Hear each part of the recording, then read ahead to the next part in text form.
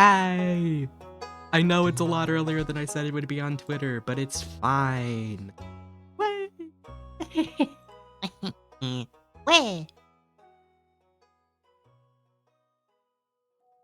Wait. So as the stream title suggests, this is gonna be working on the All About Estria Coli notes. Again. Because I lost 90% of what I had. Now hopefully, this won't hurt me too badly. At least for the food safety section, I didn't have to redo that, because I cited my sources for the food safety section at the bottom of the food safety section, because I was like, hey, if you want to check out more information on proper food safety, here's the links to do it. Hooray. Oh, wait a minute. Oh wait, thank God. I had some of these saved. I didn't realize that I actually had some of those referenced at the bottom. That's great. That's actually really helpful. Thank God. Hello, World Health Organization, my beloved. Ew. One of my sources was the CDC before it went even fucked up. Ugh. Horrors. The horrors. Look what they've done to my CDC, dudes. Abhorrent crimes. RFK Jr., when I get you, RFK Jr. My rage at the government aside, hooray! Let me make sure I have this set up so I can actually show what I'm outdoxing myself. Have this separate tab. Okay. Here. Turn off. Select that. There we go. There we go. Yay! And then I'll just open, I'll open links in a different tab. Hooray! Oh wait, no I don't. Kinds of ecoli. Oh wait, this is a paper I had booked. Let me make sure it doesn't dox any personal information. Oh, you have full access to this open access article. Okay. This is a different topic. Alright. This is a cool paper I found recently. I don't remember how I found this. But I'm gonna probably read this. Actually, wait, I can include this in the recent research section. That's so cool. Metabolic engineering of Escherichia coli for direct production of vitamin C from D-glucose. And it's an open access paper. So, yay. By the way, if you want more scientific... if you want to drop any cool scientific papers, there's a Discord. Oh, there's a Discord. You might be thinking, don't you already have a Discord? To answer that question, yes. But I lost my original Discord account and had to delete it because I lost access to it, couldn't get it back, so I had to delete it, so I had to remake an entirely new Discord. Hooray! Exclamation mark Discord. And hopefully it's the correct link. Let me check. Let me double check that it's the correct link. Is it the correct link? Oh, invite invalid. But okay, hold on. Maybe it's okay, is the invite invalid, or is it just saying that because I made the Discord?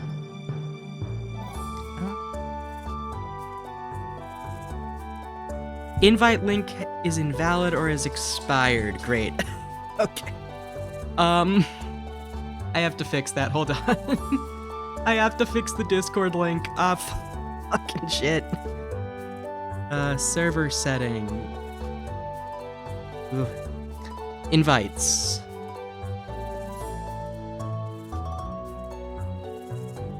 Create invite link. Edit invite link. Expires never. No limit on uses. Create new link. There we go. Okay, and then go to Streamlabs. Labs to fix the issue with the Discord link. No, it's Stream Elements. My bad. Oh my god. This is supposed to be a science stream, and I'm already failing. Well, we'll get there. I have some technical issues to work out, but then we'll get to actually talking about some really cool microbiology. Because, alright, it's been a while since I've actually done a micro stream, and it's been a while. And what better way doing one than rewrite all of my notes for the all about bacteria notes on E. coli, because yeah. Oh wait, is it open? If I can Stream Elements, come on. Need to fix the Discord link.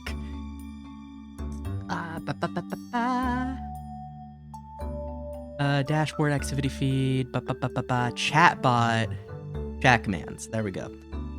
Custom commands, Discord, edit, paste in the new link, save, and now it should actually work. Let me test this. Okay, new link should work. Let's see if it worked. Hopefully it did. And then we can actually go back to science. Okay, it worked. Cool. You can now actually join the Discord with the link. I'll pin the message to the top. There we go. Hooray, it worked. Yippee.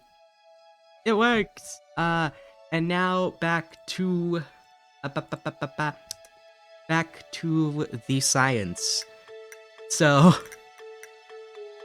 this is from the CDC, and the link for this diagram is at the bottom here. I think I could probably find the paper that I got this information from. If I just look up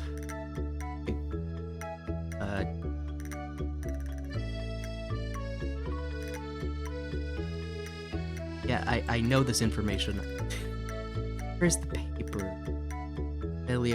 Oh wait, it's the In Appreciation of Theodore Escher. That's the paper I was thinking of. Yeah. This is the one. Okay, cool. Cool. Good. Yeah, this is the one. Okay, this is the paper. I know this is a paper because it's paper pull. Save.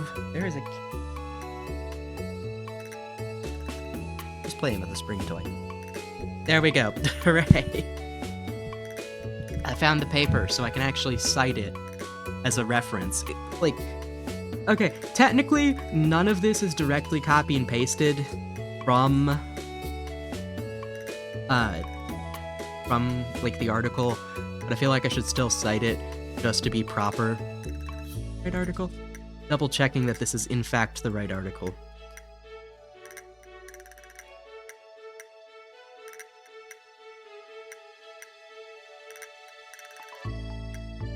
I'm pretty sure this is the right article.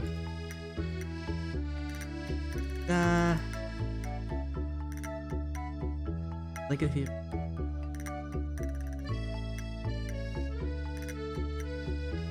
Throughout his careers...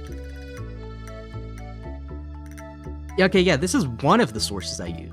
Where is the source that I cited for, like... Where's the source that I got this part from?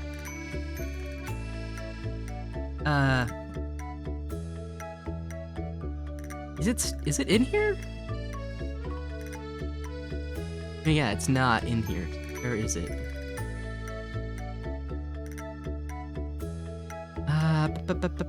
Maybe it's the Wikipedia. The Wikipedia has it. No, Wikipedia.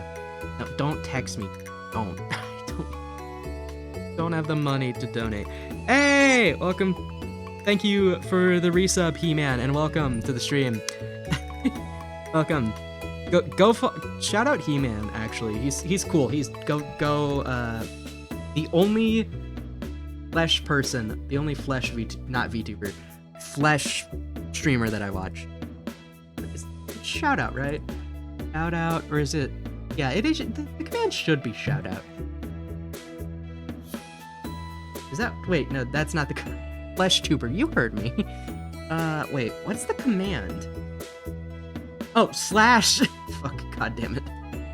Okay, listen. There we go. Go follow He-Man. He's cool. I like him. Good friend. Has raided me plenty of times. So go shout out He-Man. Go follow him. Yes. Also, if you're wondering why I'm not showing like me Googling things and I'm just showing the paper, not the paper, like the notes itself, it's so that if I open any scientific papers, it doesn't somehow fucking dox me. Listen, I'm being careful. I've accidentally doxed myself once before. I refuse to do it again. References. Did I?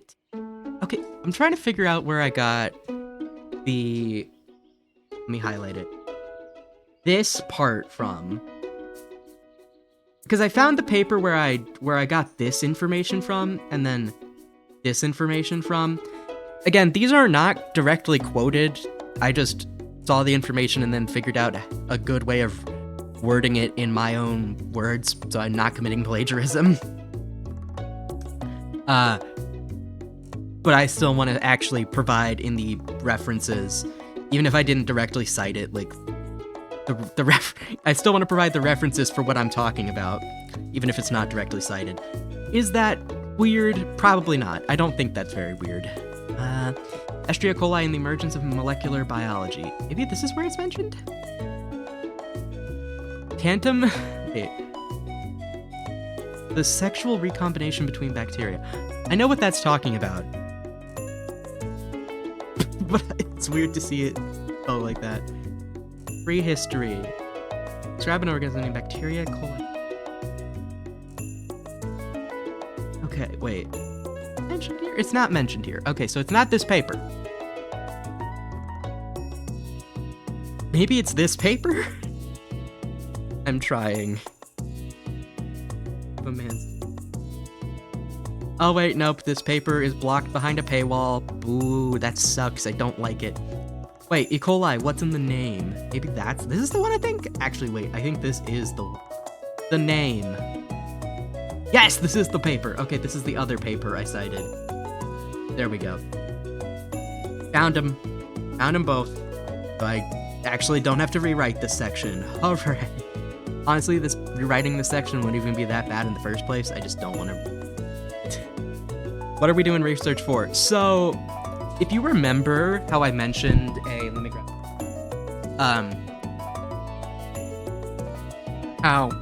So for those who missed it, back at the end of October, beginning of November, my laptop had some issues. I had to go get it fixed. What happened was, I didn't remember to back up my bookmarks. I backed up all my important passwords, but I didn't remember to back up my bookmarks. So, my laptop gets fixed, all of my data that I didn't back up and save, gone. And that included my bookmarks for my browser, which is bad, because that included all of these sources that I... Please do not... Oh, you're playing with a spring. Hold on, my...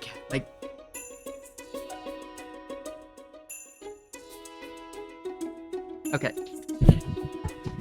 I had to throw a spring so he wouldn't unplug anything. Where was I? Oh yeah, so I lost my bookmark folders for the All About E. coli notes. And the other All About Bacteria notes. However, for Bacillus anthracis and Bacillus cereus, losing that was fine because these guys were already done. This has been done for a while, this has been done for a while. However, losing all of those papers and sources I had backed up as for my All About Bacteria notes was a big problem for this one, Bacillus subtilis. So I have to actually go back and rewrite this. But thankfully, I at least had the decency to cite something here. So maybe that'll make it easier to find where I got this from. but I actually have to go back and rewrite all of the notes pretty much for here, and then most of the notes for this section for the All About E. coli, which really sucks because before the whole losing all of my sources fiasco. Oh wait, no, cancel. Before the losing all of my sources fiasco, you can see that I had a pretty decent chunk of everything done. So I had this done, well, at least this part started. I had this part done. I had the Shigatoxin producing E. coli section done. Simply backing up your bookmarks. I didn't realize that I had to do... I forgot to do that, okay? Straight up, my bad. I forgot to back up my bookmarks, so now I actually have to rewrite everything. I had this section done. But no longer can use this section because my sources, even if I didn't directly cite anything, the sources that I used to, like, get the information that I wrote for this, no longer have those. Have to find new sources. The known outbreaks, I'm keeping this little preamble, but I have to find my sources again for the 2018 and then the 2020 that I mentioned here. Food safety, I actually don't have to rewrite the food safety section because of this. You can see at the bottom, I kept the... What the fuck? I kept the links that contained both the information I got this from. Well, okay, some of the information. I also got some of the information on food safety from here. But some of this... But, like, most of the information I got for this was from the Bacillus cereus stuff. So I actually don't have to rewrite this because I already had those bookmarks. They have done something different. I have to rewrite the bioterrorism section. Not fun. No, that's a bad idea, He-Man. No.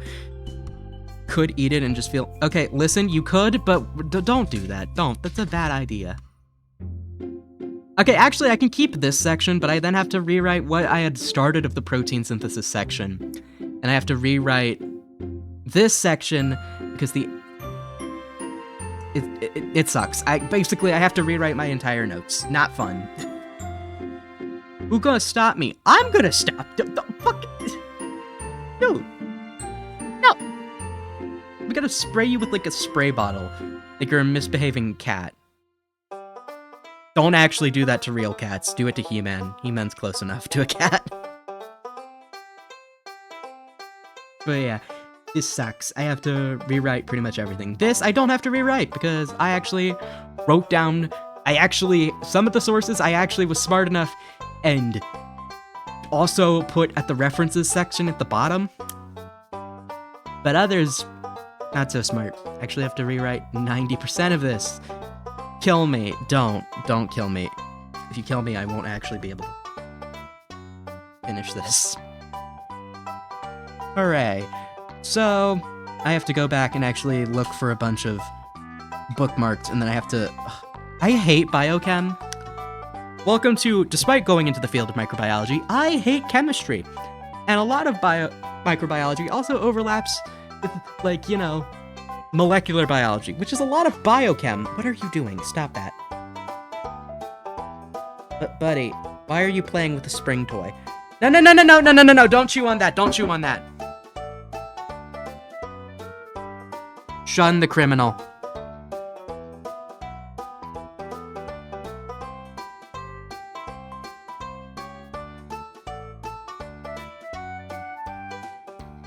Okay.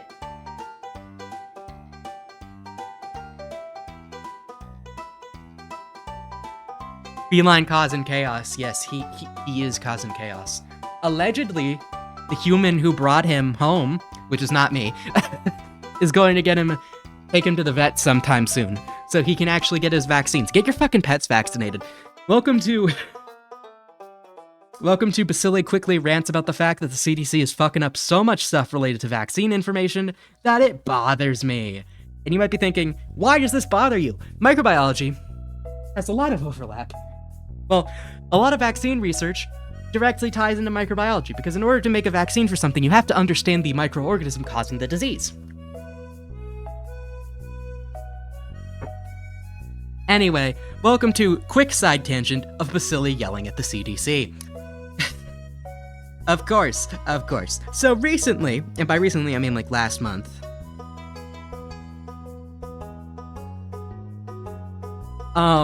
there was some changes regarding actually, let me check if this is... Let me check if this still is broken. Yeah, that's still broken! Great.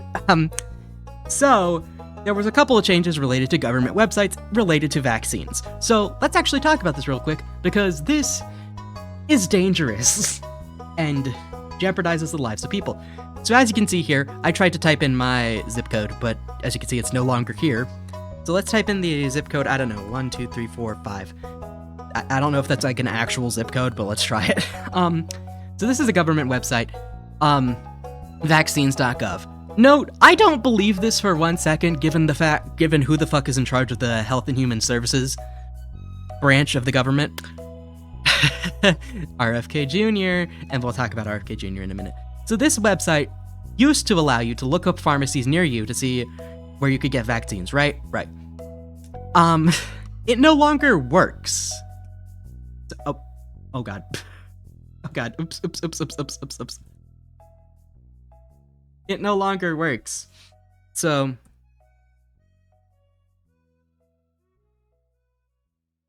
now let me give you an example with let me look up Chicago. Let me look up some random zip codes to like RFK Jr. Yeah. He-Man's right. RFK Jr. is like actually the devil. It is crazy. Okay, so let me show you another example here. So here we have a bunch of zip codes from Chicago. So let's go with this zip code for an example, because none of these zip codes are where I live, so it just makes it easy for privacy's sake. So this website used to let you type in a zip code or copy and paste into a zip code, hit the search button, and you would be able to find pharmacies near you that you could go get vaccines at. Right? Right. Here's the thing. It no longer works. You can see it here with this zip code. Let's try another one, just to prove a point.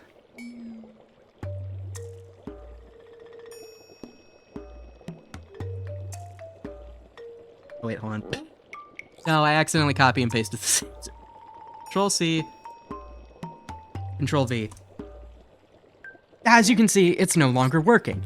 Now, people noticed this happening soon after a specific web page on the CDC popped up. Now, I'm going to really quickly get to that web page and show you that web page.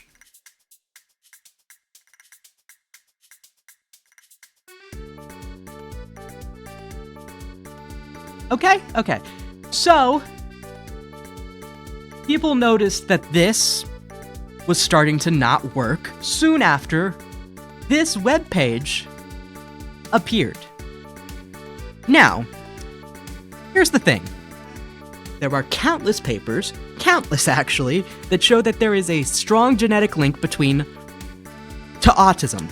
So, the current common scientific consensus is that autism is most likely caused by genetics. Now, it's not 100% confirmed that it's caused by genetics, and obviously, there are tons of factors that influence this, but there's a lot of studies showing a strong genetic link in regards to autism, right? So, there is no evidence showing that autism causes vaccines.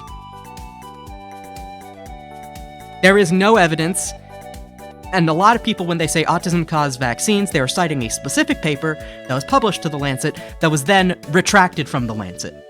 The publishers of that paper said, no, actually, this is wrong. And the guy who did that paper lost his medical license due to malpractice. Yeah, there is no strong scientific proof to suggest that autism is caused by vaccination. There is no strong scientific evidence to show that vaccines cause autism. This is dangerous misinformation being peddled by a government organization.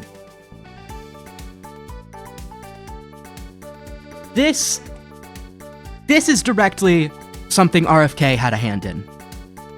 Because RFK has widely been known for many years to be anti-vaccination. In fact, why don't we talk about RFK for a second? Because I need you to understand how terribly fucking bad this is, and I'll explain to you why a government website putting up a page that basically says, hey, we, the government, say that vaccines cause autism. We are actually going to ignore all scientific evidence that suggests autism is, caused by genetics, which there is a lot of scientific evidence suggesting autism is caused by genetics.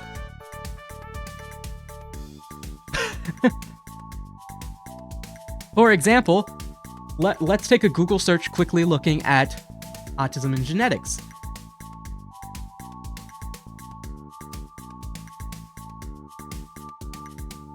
Here's the thing.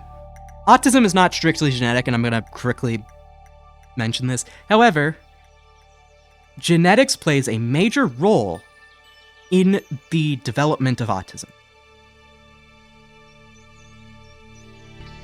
Yeah, here's another. Autism can be caused by genetic and environmental factors which sometimes interact. However, genetic causes are more common. Okay, this is from the UCLA. Specifically UCLA David Giffon School of Medicine. Okay. That's one source. Here we can find another source from 2023 that was published to this paper, this journal. Autism spectrum disorder consists of a group of heterogeneous genetic neurobehavioral disorders associated with developmental impairments in social communication skills and stereotypic rigid or repetitive behaviors. We review common behavioral psychiatric associations related to autism. Autism affects about 2% of children. Okay, this statistic, new research is actually showing that this is probably closer to like a 3-in-1 or even 2-to-1 statistic. So this is not entirely correct, but a lot of people still cite the 4-to-1 paper. That's not correct. The etiology of ASD involves a complex interplay between inheritance and environmental factors influenced by epigenetics.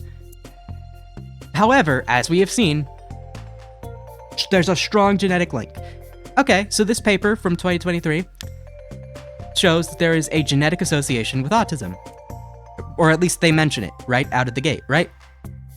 We're not gonna trust this guy. We're not gonna trust Autism Speaks because Autism Speaks for a while there actually promoted the idea that vaccines cause autism. So we're not gonna trust anything from Autism Speaks. Also, Autism Speaks is a bad autism charity organization, and a lot of the autistic community does not support Autism Speaks. So we're not gonna actually take any advice from Autism Speaks. We're gonna ignore Autism Speaks as a resource. The genetic landscape of autism spectrum disorder in an ancestrally diverse cohort.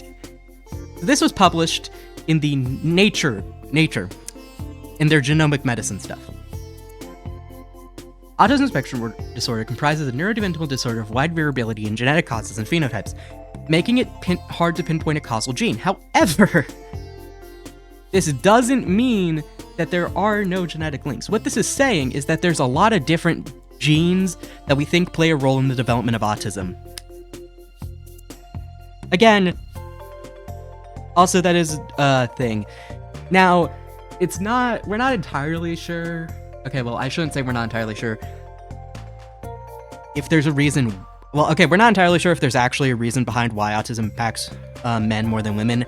However, there also is a lot of evidence to show that autistic women are better at masking their symptoms, which is sort of basically like covering up your symptoms. And there's a lot of kind of scientific evidence of why this might be, scientific inquiry on why this might be, why autism might seem more common in men than it is in women, or if there is actually any reason to why it may be more common. So it's complicated on the gender ratio of autism. Yeah, I was gonna say it could also be underreporting. Yeah, it could also be underreporting, especially now that we're kind of having better understanding of autism, what it looks like, and how it can differ between sexes. That's not the point.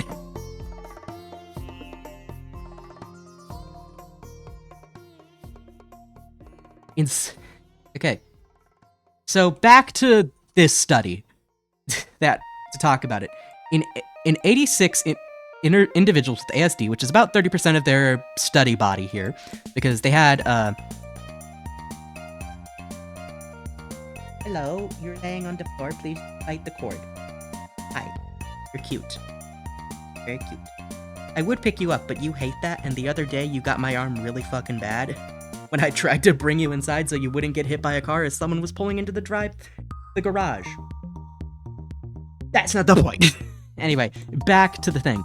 So this study actually is not the biggest size, but it's actually a pretty big study by comparison to some other studies. Anyway, 222 of the individuals in the study actually had autism spectrum disorder. And about 30% in about 30% of the study body that had autism spectrum disorder, they identified 92 potentially pathogenic variants in 73 known genes. So what the fuck does this mean? This means they identified 92 potential variants in specific genes that okay, let me explain this. Basically, this means that they identified 92 variants in these individuals. Now, what does potentially pathogenic mean? This means essentially that these genetic variants in these individuals might be responsible for, in part or fully, for why they have autism spectrum disorder. That's what this means, essentially. Additionally, we identified 158 potentially pathogenic variants in 120 candidate genes. So this is genes that we think potentially are linked to autism in some degree. Anyway, point is, this shows that there is a pretty strong likelihood, or at least some strong connections, at least from this study would need more information and more further building off of it to determine whether or not, yes, these autism variants. But point is, again, strong genetic link. And that's from Nature. Nature is a reputable journal. Boston's Children's Research. So this is from Boston Children's Hospital. Genetics and Genomics, and this is related to autism. I'm not gonna let you have my thing.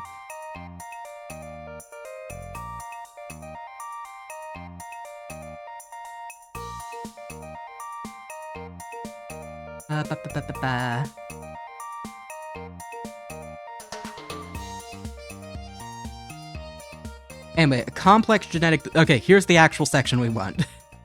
In the late 1970s, researchers began to appreciate the strong role of genetics in autism.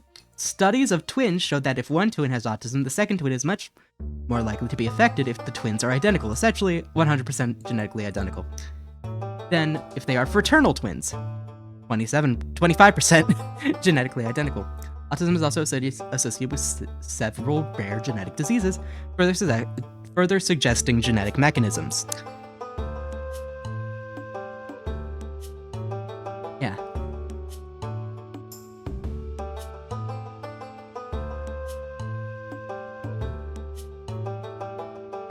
So, in the early 1960s, when karyotyping became available, researchers inspected the chromosomes of people with autism, seeking deleted or duplicated regions that might contain critical genes. They largely... Okay, so this basically is saying they didn't find anything looking for deleted or duplicated regions here. However, they further elaborate this. Some experts, however, suspected that deletions and duplications were there, but they were simply too small to be detected with this technique. With the introduction of chromosomal microarray analysis in 2005, hey, that's the year I was born. However, researchers could detect or delete duplication regions at roughly 1,000-fold greater resolution. Let me drink some water, because I am yapping a lot.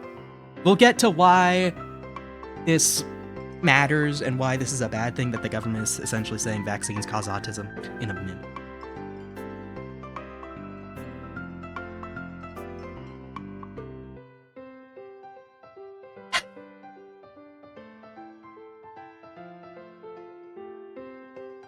Yeah, 2005 kids, let's go. Using chromosomal microarray analysis to the Genetic Diagnostic Laboratory of Boston Children's Hospital, led by Director I hope I pronounced this correctly, Bai Lin Wu, PhD, notes that several patients with diagnosis of autism spectrum disorder had missing or extra sections of chromosomes 15 and 16. Deletions or duplications of these chromosome regions, 15q on chromosome 15 and 16p on chromosome 16, occur about 1% of autistic children. Now, this is not exactly a very strong percentage, but it is still something. That's still kind of significant. And also, it doesn't state here how large their sample size of people for this evaluation was. It could be like that they had maybe 100 people and only one of them had this, or maybe it was like they had a larger sample size. We don't know the sample size information here on this research. These regions are now under active investigation to zero in on possible causative genes within them.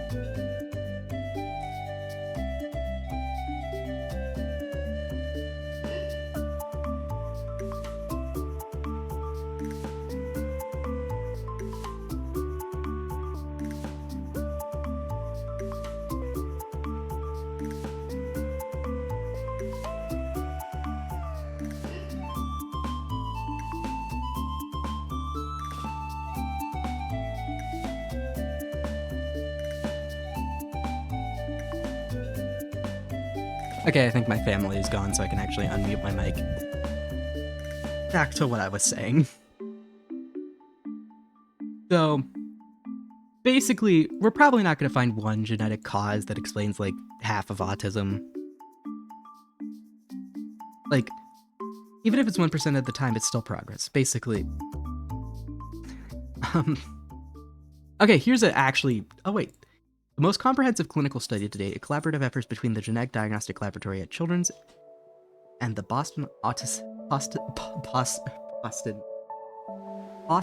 Autism Consortium. Okay. I'm looking down at the creature doing something. Oh, boots.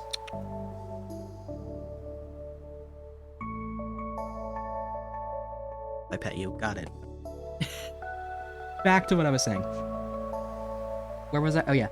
Detected potentially significant deletions and duplications in 18% of the 933 patients tested, with about 7% being clearly associated with the disease. What? No, hey, stop, don't.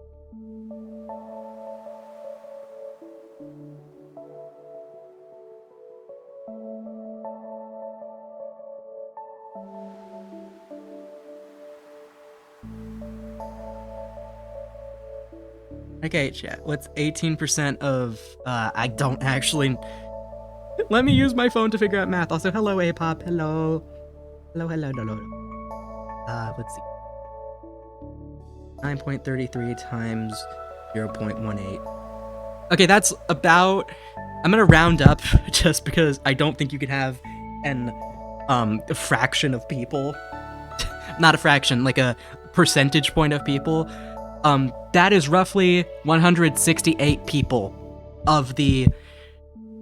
Yeah, thank you, A-pop. A-pop also got the number in chat. Of the patients that they tested, potentially had, and I quote, potentially significant deletions and duplications. I can be a fraction of a person if I want to be. I guess that's fair. With about 7% being clearly associated with the disease. So, keep in mind, this is like a strong, I'd say this is not the strongest of a link you can go, but this is a pretty strong link, all things considered. A lot of genetic studies found that chromosomal deletions and duplications mainly for technical reasons. Oh, technical reasons, says Christopher Walsh, MD, PhD, Chief of Divisions of Genetics. With new technology we now have, they are easy to see. Multiple point mutations changes in a single base pair or letter of a gene sequence are probably going to be more common than deletions or duplications, but they are much more difficult to find. Anyway, there's a lot of, but here's the line I kind of wanted to focus on. With over 100 genes implicated in autism and countless possible combinations of them, it is increasingly clear that identifying key missing or miswired brain connections in autistic children will be difficult indeed. Autism is a multifaceted polygenetic disease, says Dennis Wall, PhD, Director of Computational Biology Initiative at Harvard Medical School. Here's the thing. You have a lot of scientists, with 100 genes implicated in autism. Sorry, with over 100 genes implicated in autism, right? Over 100. That is not a small amount of genes by any means. I'm not sure when this when this site was put online. Doesn't say so. We just have Michelle at that this web page is by Michelle I'm gonna assume the P is silent, like pterodactyl. Bloom, PhD. So I don't actually know when this paper came about. So it could be really recent, it could be pretty old. I don't know. Maybe there's some, an identifying piece of information. I guess there isn't. I can't find a specific date for when that was posted. Wait, hold on. Yeah, not even Google will tell me.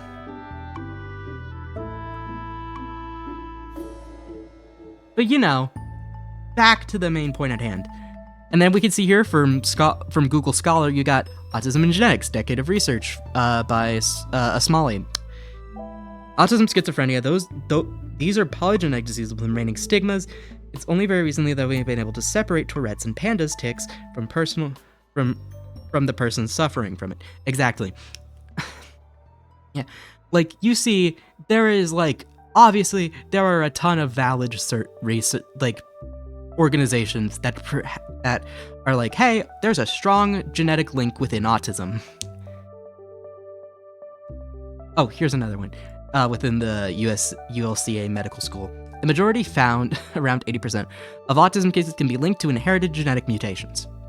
UCLA.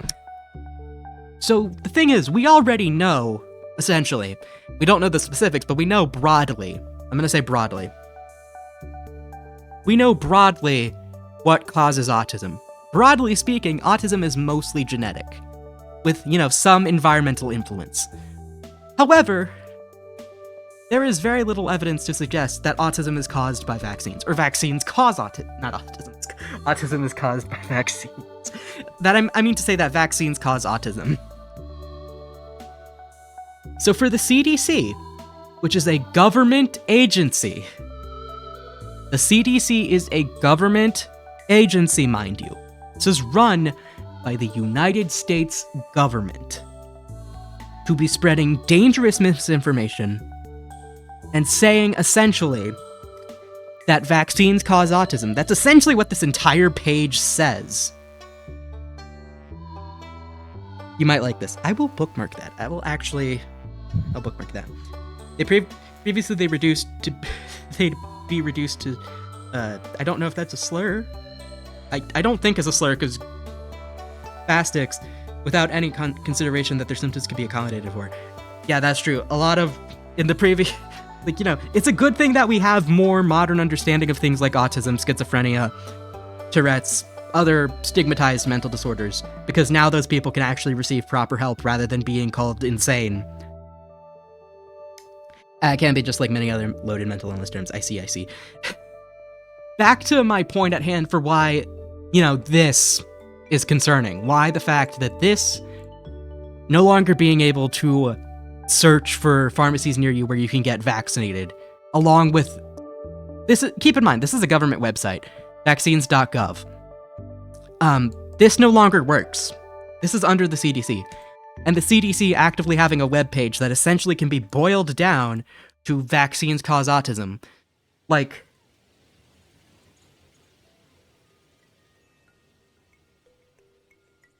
this entire page can be broken down by people with much more advanced research than me. I hate. You and me both. You and me both, A-Pop. I hate this. This spreading vaccine misinformation is going to lead to people not vaccinating their children. This is going to scare people into not getting their children vaccinated. And you know what's gonna happen? You know what's going to fucking happen? I'm mad. This makes me mad, and this is something that I personally am very passionate about. You know what's gonna happen? Kids are going to fucking die. Kids are going to die of preventable diseases. So many diseases. Like tetanus, whooping cough, measles, mumps, rubella. There are so many diseases that are preventable by getting vaccinated. And information that, and the government, this is a government agency, the government peddling dangerous misinformation about vaccines is going to lead to people not vaccinating their children, and those children are going to die. And we're already seeing this happen. We're already seeing this happen in real time. Think about the measles pandemic that has been happening this year.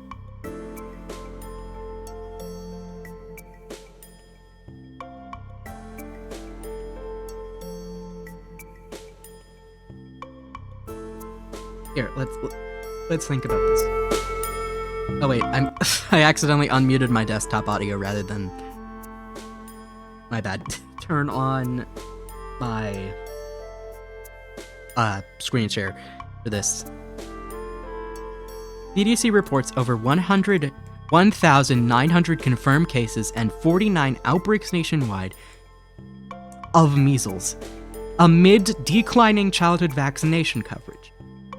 This current large-scale outbreak, I'm gonna even call it an epidemic. I don't know if that's entirely correct of me, but at this point it's epidemic levels of severity. This entire epidemic of measles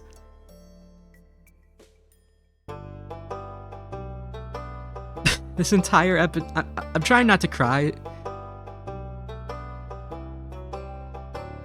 Here's some statistics. Children and adolescents account for a substantial proportion of infections. Among reported cases, 26% occurred in children younger than 5, and 41% occurred in individuals aged 5 to 19 years old. That means that 67% of these cases... I think I did my math wrong, hold on. 60%, like about 67% of these cases, because 26 plus 42...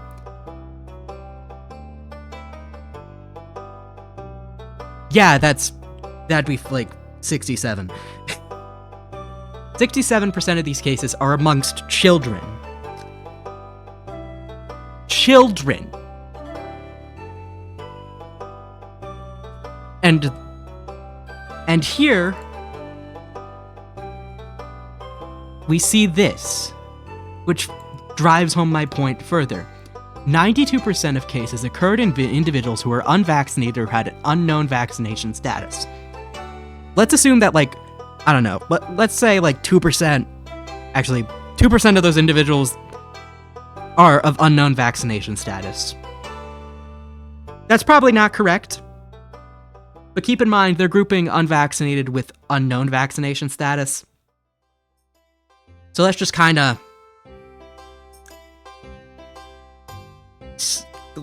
go with like 2% are of unknown vaccination status, just to kind of give us an easier number to work with. That means that roughly if only 2% have an unknown vaccination status. Oh yeah, polio's back. I forgot. God damn it. These are preventable diseases, man. These are fucking preventable diseases, and the government's just like, yeah, the vaccines cause autism. Don't get your kids vaccinated. We're gonna make getting vaccines hard and difficult to do. God, for the group that claims they want to make America healthy again, you sure are fucking jeopardizing the lives of your...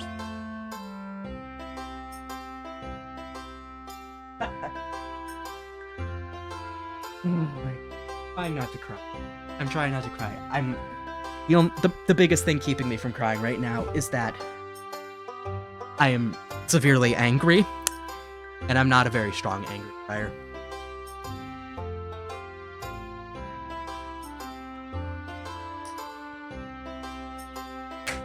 %92 of cases in this measles outbreak that we're currently seeing are in people who are either unvaccinated or have an unknown vaccination status. Let me make this goddamn crystal clear.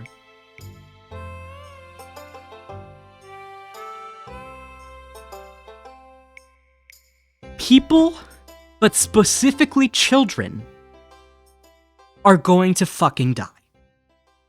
Because the government would rather place an egotistical maniac who doesn't believe in science in charge of the Human Health Services, the Department of Human Health Services, which oversees the CDC, the FDA, the USDA, all of these regulatory government agencies.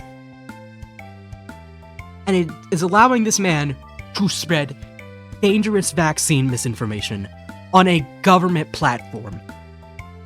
And this is going to influence people. People trust the government. A lot of people implicitly trust the government, especially in the United States. People are going to see this, and they're not going to get their kids vaccinated. And kids are going to die. Kids are going to get severe illnesses that are entirely preventable. I shouldn't say entirely preventable, but primarily preventable.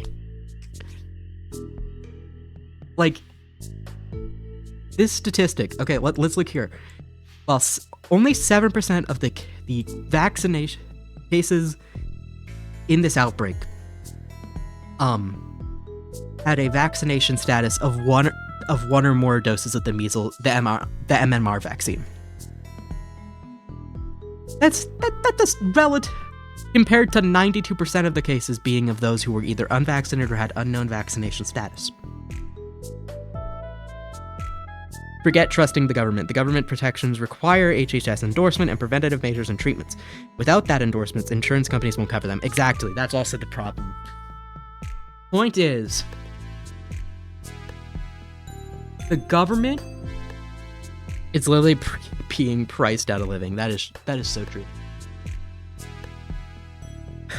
My main takeaway from all of this is that the government is allowing someone is allowed to run a government agency, actually multiple government agencies that are encompassed under the Department of Health and Human Services, and is allowing the person in charge of that department to be someone who is spreading dangerous and deadly misinformation that is going to kill thousands. Hell, I would even go as far to say maybe millions, but more likely thousands of people. I need you to understand that I am not being pedantic. I'm not being paranoid. We are seeing in real time the results of a falling vaccination rate. And most of this declining vaccination rate is being sparked by misinformation. The spread of misinformation and dangerous conspiracy theories about vaccines scaring people into not getting their children vaccinated, not getting themselves vaccinated if they haven't been vaccinated already. This will kill people. And anyone who's like truly a good scientist is going to be honest with you and tell you this is the result of declining childhood vaccination rates, of dropping vaccination rates. People, as we continue to see vaccination rates drop because of dangerous misinformation, people are going to die. And people are going to die by the thousands, by the hundreds of thousands. And it's terrifying. It's terrifying. It makes me upset, and it makes me so mad. So mad. Especially as someone who, wants to go into more so into the research side of microbiology. I've talked a lot in the past about how I love, like, the more research-focused side of microbiology. Like, for example, this, which is not really... This is something I think is really cool. I think bioremediation is really cool. I think vaccine research is also really fucking cool. Like, as someone who wants to go into the research side of microbiology rather than the medical side, seeing vaccine misinformation that will kill people, and I'm not being hyperbolic, it will literally kill people, being spread by the government, upsets me. It enrages me. It is deeply concerning, and it's deeply terrifying. And it's devastating because that as long as RFK Jr., as long as this presidency fucking lasts, that there's going to be so much misinformation on vaccines, on preventable diseases, and people are going to die, and that there's very little you can do about it besides screaming and hoping that someone out there listens, and hoping that you can change someone's mind with statistics and science, and hoping that someone hears what you have to say and goes, you know what? I don't want my kid to die. I don't want my loved ones to die. I'll get the vaccine. I'll get vaccinated. Like, I have no stake in, like, vaccines, like, other than being someone who's a microbiology major. Like, I don't make any financial incentive from telling you to go get vaccinated. I have no financial reason to tell you, get vaccinated. I'm telling you to get vaccinated if you aren't already, because I genuinely don't want people to die of something that is preventable. Vaccines are incredible inventions in modern medicine that have drastically improved alongside antibiotics in modern medicine. Improved human lifespans, improved for example, dropped the infant mortality rate. And, increased people's life expectancy. Vaccines are an incredible marvel of human medicine. And it's sad to see people fall for a lie that is just going to get them killed, because these fucking anti-vax grifters who don't give a shit about people would rather push their harmful propaganda than care for the lives of fellow humans. At the end of the day, what it comes down to is anti-vax, like, influencers, specifically. My problem is with influencers and people like RFK Jr. So, like, people who actually, like, who would rather peddle snake oil to you than a life-saving preventative measure. Like, influencers don't care about you, especially not influencers who are against vaccines, who are against modern medicine. People like RFK Jr. would rather see you die if it meant that rather see you die than thrive, and it's sad. It's terrifying. No. I wouldn't call myself an influencer. I do this for fun. I do this for fun and enjoyment. I don't like the idea that I'm technically an influencer. Kind of terrifying. Oh my god, I'm crying. I'm crying, dude. I got impassioned and now I'm crying. Fuck, man. Ah.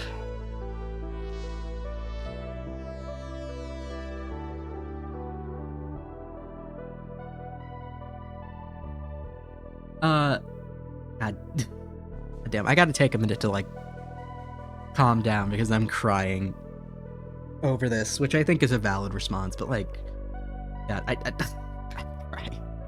I'm crying, man. Oh my god. I kid, but I get your point. Consensus by popularity is a dangerous idea spread. Yep, that is correct. It is true. Hey, Boots! You can't see him right now, but on my floor, there is a cutie... Wait, I can actually take a photo of him. I realized I have my phone with me, because that's how I primarily via Twitch chat, so I can take a photo of the little buddy.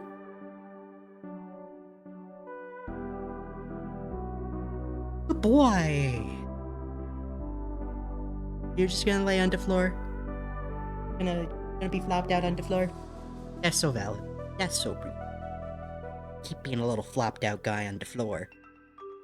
Keep being a flopped out little guy on the floor. Yeah.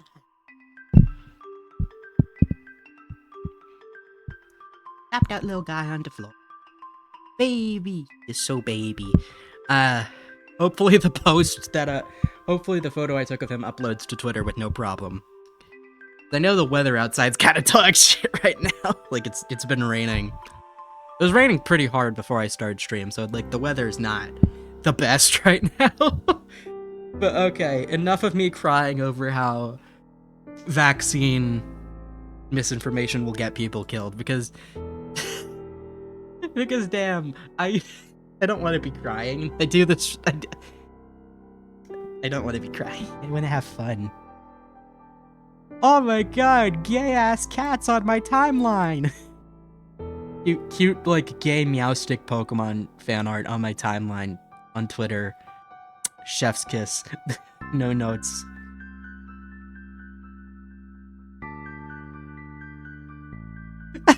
I just realized my pinned tweet right now on Twitter is from December 13th. I lied. Stream tomorrow. I'm gonna go enjoy the snow. Eat it. Okay, here we go. Here's a photo of Boos. Here's a photo of the boy. Okay. Here's a cat photo. Look at him. He's so baby. He's so small.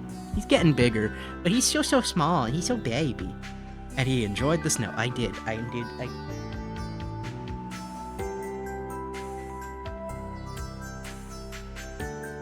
Look at him. He's so baby. Such a little goober. I need to like clean my glasses real quick. Such a goober. Staring at me with contempt. So bad. Dude, I just tried to pet you, buddy. You're soft and friendly. Why can I not pet you? Oh, look, he rolled. Oh, you're facing away from me now. Oh, you're so big and snowy. He's so cute. Anyway, this is Boots. He's one of my cats. He's a little baby. A little baby. Okay, I've been streaming for like okay, I'm gonna take a break to like refill my water. So unfortunately, you guys will be subjected and like, you know, get up, stretch, all that fun stuff. So unfortunately, I'm going to have to subject you to like a commercial break, so that way I don't have to that way it's not dead silence. I will yes. I'm out of water, but I do have a conveniently placed bottle of Mountain Dew. So before I go refill my water, I'm gonna take a quick hydrate redeem with Mountain Dew. Okay, I will be back in roughly 2.5 minutes to go grab water, do stuff. Go get water while you can.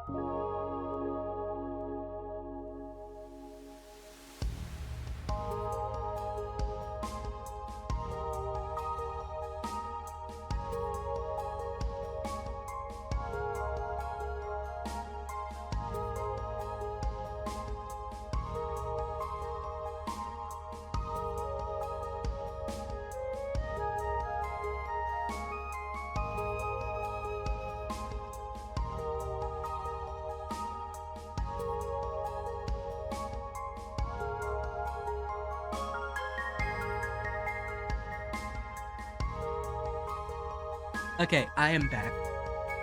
And Boots is also back. He is on the table. Buddy, why you on the table? I'm back. I have water. I got up. I stretched.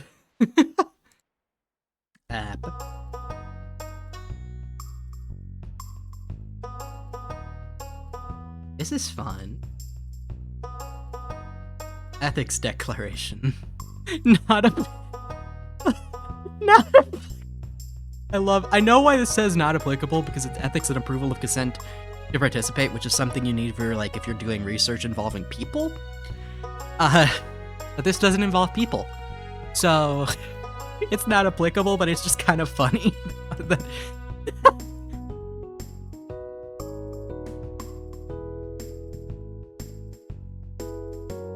Anyway, this paper is actually pretty cool. I've read the abstract, which is also here, as we can see. Ooh. Wait. That's a bacillus species? Hold on. Ooh. Oh? Ooh. Efficient biotransformation of vitamin D3 to 25-hydroxy vitamin D3 by a newly isolated bacillus. Ooh, this is from 2019, but like, ooh, I'm interested. I can't put you in the ecoli folder, so new folder.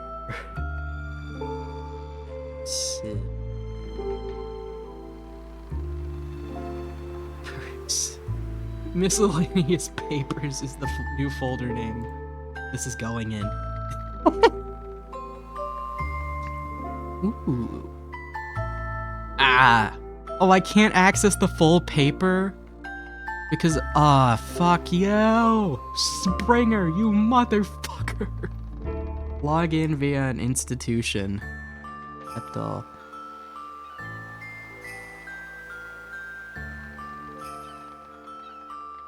Oh, try entering an institution name abbreviation.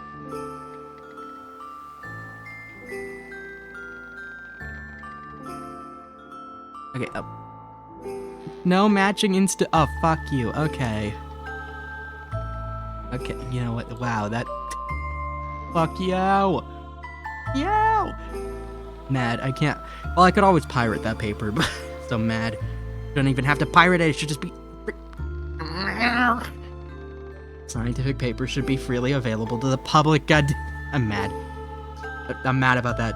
But we're not here to listen to my. Oh wait, I'm on the topic about shigatoxin. What else do I have? Oh yeah, I need to. I forgot that this whole stream was supposed to be about me redoing the all about bacteria notes for Escherichia coli because I lost all of my bookmarks when I had to get my laptop fixed. I forgot about that. No, my cabbages. Copy. And then...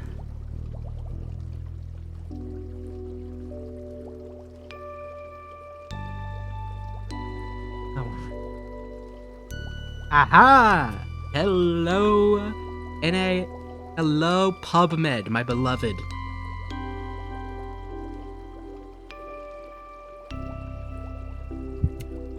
PubMed, my beloved. Ah. 2 multi-state outbreaks of a reoccurring shigatoxin-producing Escherichia coli strain associated with romaine lettuce, USA 2018 to 2019. Is this full paper available? No, it's not. Wait. Oh wait, no, it is. I just have to go to the PMC, PubMed Central. Yes, okay, the PubMed Central has a free version. I thank you, PubMed Central, my beloved. Why would they? Why would the lettuce eat it?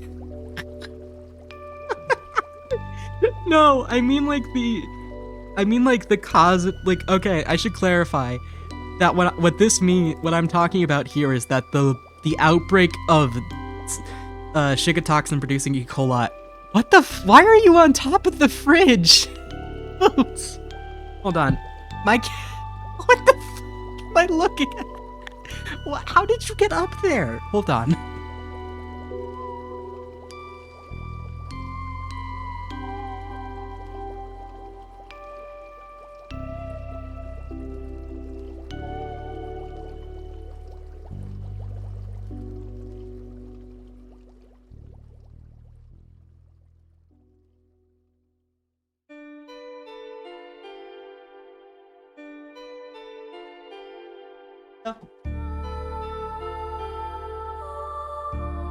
He was stuck up there. I had to get him down. He was crying. Poor thing. Oh. How'd you get up there, buddy?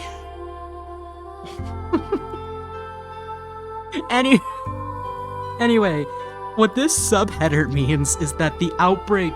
Okay, so this is the year of the outbreak. This is the causative, like, what caused the outbreak, like, what source was linked to the outbreak. So in this case,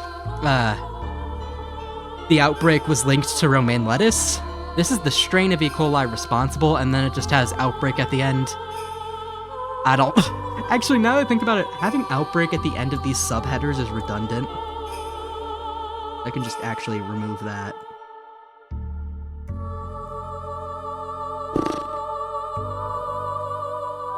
Okay, there we go. I'll include more actual, like, known outbreaks, like, when I get around to it. Wait, stack affections. Okay, there's... I just realized, okay, so there have been so many E. coli outbreaks that this section is just gonna cover ones that got significant news coverage because I'd like to enjoy the thing I do for fun and not kill myself.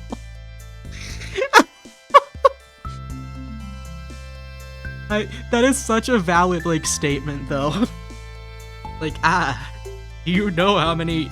It's like, do you know how many outbreaks there are? If I covered every one of them, I would die.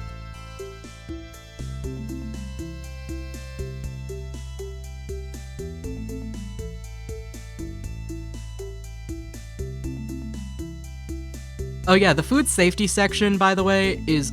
If you're wondering, this seems very familiar because you actually... By the way, once this is finished, you'll be able to actually read it. Fun fact, !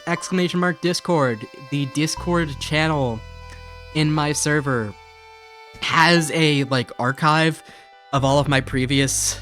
There's a Discord? Hey, thank you, A-Pop. But yeah, in the Discord, there is actually a channel that is labeled All About Bacteria Archives and contains contains links to all of the documentation for all of the notes. So, for example, you can have the ABA Bacillus anthracis notes, the All About Bacteria Bacillus cereus notes, and then also for the All About Bacteria Bacillus anthracis. Why is it? That link should be valid. Okay, that link is still valid. Thank God. But basically, you can actually go through and read the notes yourself, which is very fun, very cool. Because I think that information should be freely accessible for anyone who wants to read it. So the note documents, after I do an All About Bacteria stream, are made public. So yeah, if you want to go read the Bacillus anthracis All About Bacteria notes, you can do that. If you want to go read the Bacillus cereus All About Bacteria notes, you can do that. I archive them all once I've done the All About Bacteria stream in the All About Bacteria archives channel. I now have that because the previous Discord actually did not have that channel for some reason. I don't know why I didn't do that in the original Discord, but it's there in the new one. Hooray! Everybody say whoop whoop, whoop whoop. But yeah, you can see all of my sources, all of the images I use during streams. Because I should clarify. For those who don't know what All About Bacteria is, let me really explain this real quickly. So All About Bacteria is basically there's actually a description part of this on in my like panels section on the Twitch, but that's only really easy to see if you're on desktop. But basically, All About Bacteria is a series of streams where I dedicate a whole stream to covering a certain bacteria on an in-depth level. And these streams are done with keeping it as friendly for everyone at any knowledge level. Which is why, for example, if you look at the... Actually, let me pull it up real quick. Open new link in tab. Let me see that. So, for example, that means that if let me show off the all about bacteria Bacillus anthracis doc. So, for example, for the all about Bacillus anthracis doc, when I did this, for those who were following along with the notes during the stream, I included these definitions of specific scientific terms that not everybody might understand. For example, what gram-positive means, what an obligate pathogen is, well, what obligate means. Obligate also doesn't specifically refer to pathogens. For example, an obligate carnivore is an organism that is pretty much they can't really break down. An obligate carnivore, for example, would be an organism that cannot really break down or digest like plant products, and so therefore a good chunk of their diet comes from meat. More specifically, I think there's like a specific percentage range, but I don't know. Gram-positive means they're heavy. Many grams? No, but gram-positive does mean that they have more peptidoglycan in their cell walls. So, for example, what that means in keeping it friendly for everybody at like all different knowledge levels is that specific terms may have a definition to go alongside them. For example, aerobic. What does that mean? It means they need oxygen to undergo metabolic processes. What does gram-positive mean? Well, gram-positive bacteria have more peptidoglycan in their cell wall. There's actually a lot more to do with gram-positive versus gram-negative bacteria, but I'll probably do like a whole... Oh yeah, that also reminds me that there's technically a sister series to All About Bacteria, where they're called All About Microbiology, where I cover topics more so broadly relating to microbiology as a whole. I currently am... I kind of forgot that I had that as a series, so I actually need to work on some of those, but But, for example, one of the topics I do plan on covering in the All About Microbiology series is gram staining. Again, I technically already covered it once. Oh wait, fuck, that reminds me, I should probably put up the All About Microbiology notes also in the Discord. I'll do that after stream. But yeah, for example, here's the All About Bacillus anthracis like notes document for like an example of kind of what the keeping all that bacteria friendly for all education levels looks like. And in the note document, you can see that there's definitions for specific things. And that also means kind of keeping the language more broadly, kind of more friendly for a wider variety of people. So instead of using like a ton of scientific words, like having a little bit more variety. Like I could have described, for example, Bacillus anthracis as a bacilli-shaped bacteria, capable of producing endospores. However, here it's described as a rod-shaped bacteria capable of producing spores, because a lot of people aren't going to try and understand what an endospore is. And plus, here I actually, later on in the paper, I think I go into more depth on what an endospore is. But like, it's a lot easier to describe it as a spore rather than trying to explain what an endospore is, how endospores work. Your face is capable of producing endospores.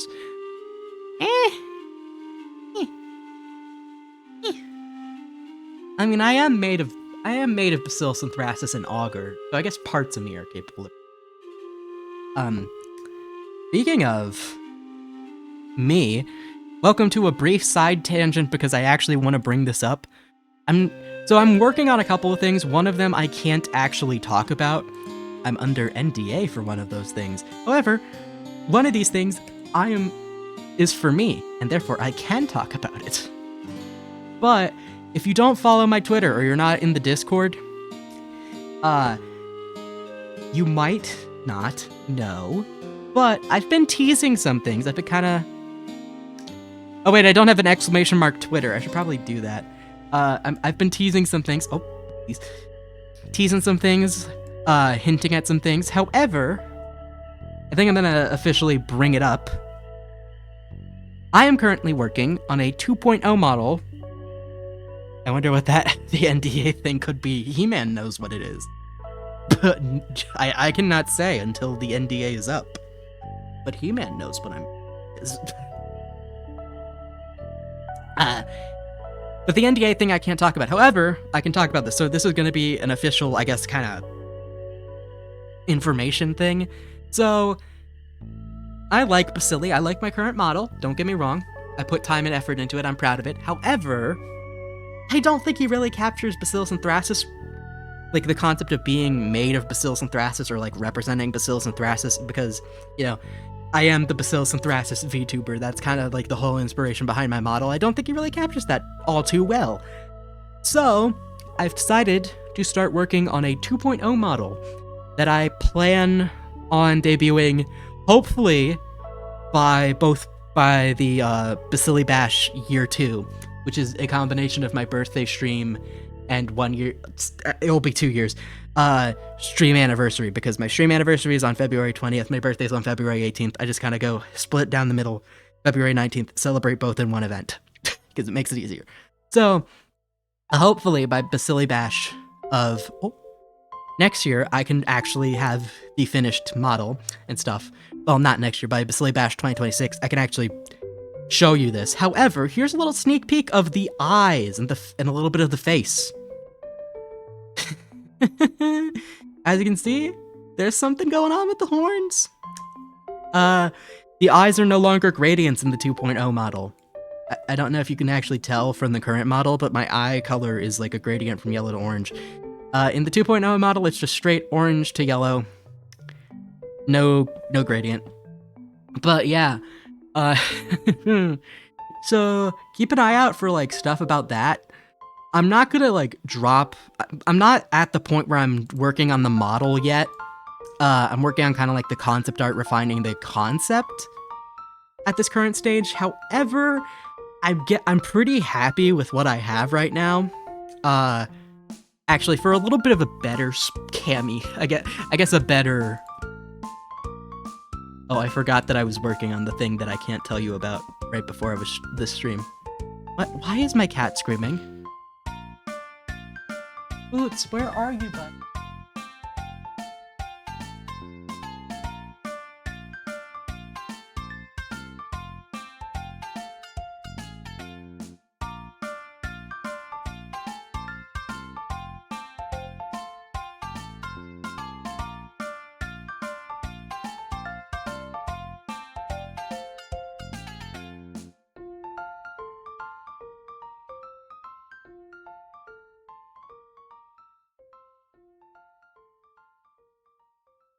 Sorry, I had to go investigate why the creature was screaming. But let me actually show you another little sneak peek. And of the like concept art.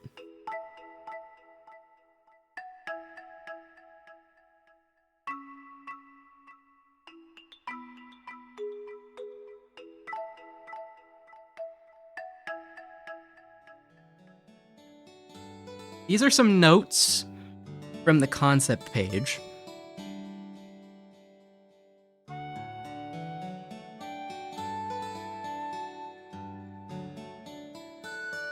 Now, this is not the notes from the concept page. I'm just throwing the image there so that I can import the notes from the concept page. Here, here are some notes. This is not the mood board, but here's some notes.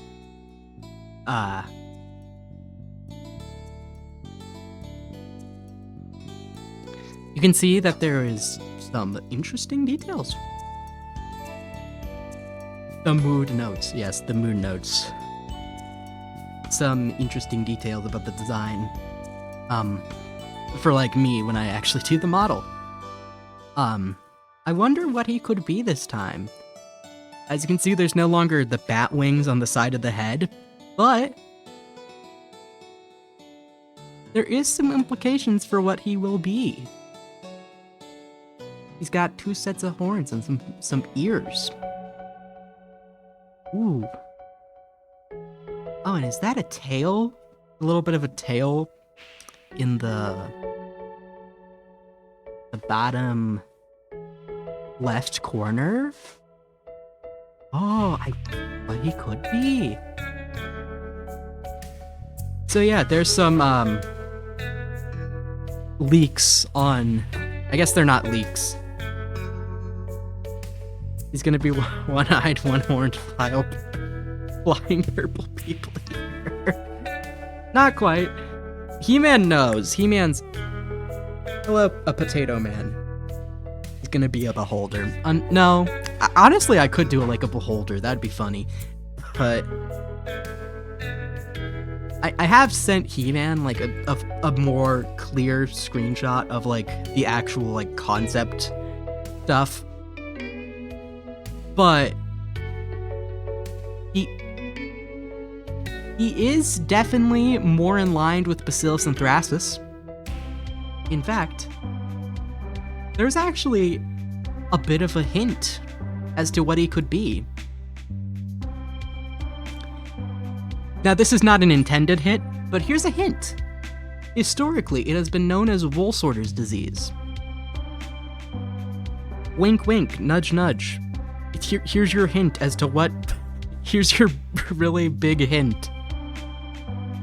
Congratulations on beating the false sun. I don't know who that is.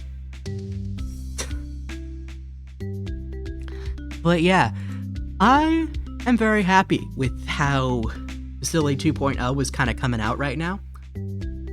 I will definitely say I am excited to see. I'm excited to show the final product. I'm sticking with one-eyed, one-horned, etc. theory for Bacilli 2.0. I am Henry. You are not Henry. Hey, Pop, I know for a fact you're not Henry. Lie.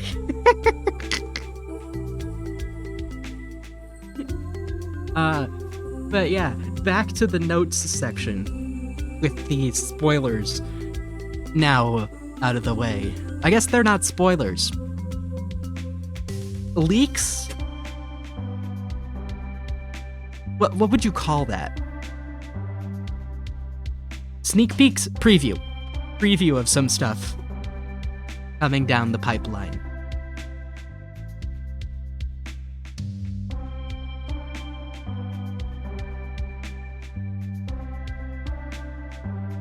I like that this note is... I like this note. Yes, this will be relevant whenever I cover Salmonella. Oh yeah.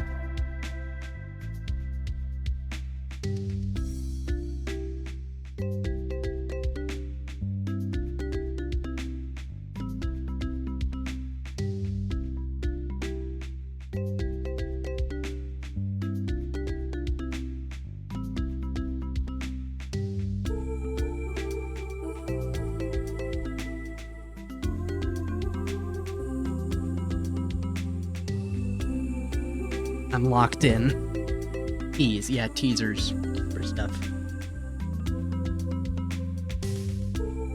That isn't. Do.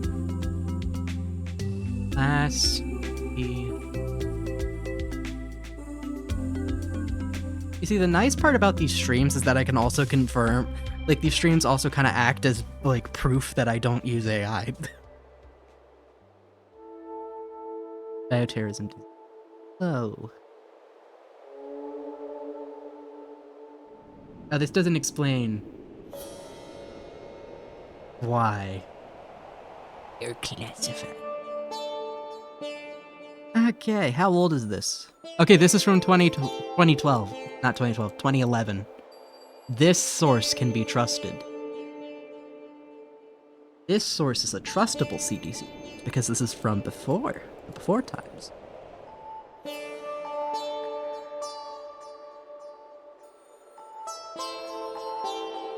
Second highest priority agents includes those with a moderately easy to disseminate, result in moderate morbidity rates, low mortality rate, and require specific enhancements of CDC's diagnostic capacity and disease surveillance.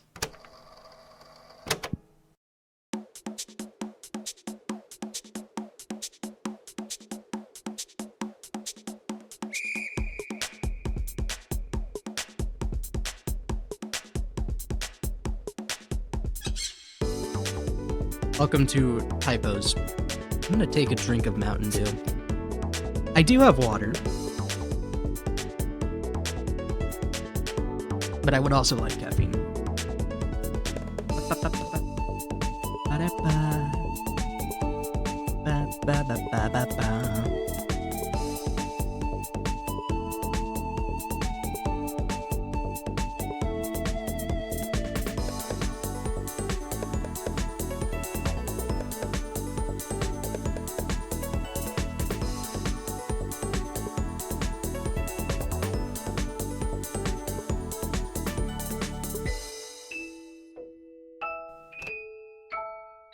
You know what I like? The fact that the whole like AI is causing like RAM to be really and computer parts to be really expensive is actually causing like tech bros to be against AI, and I think that's funny.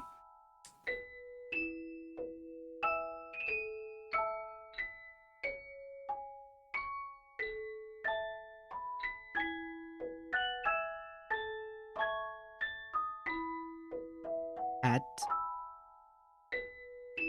Wait, no, category? No, that's not right. How do you spell category? Google, please. Thank you.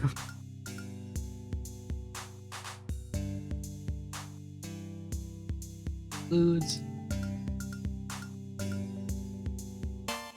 Ads.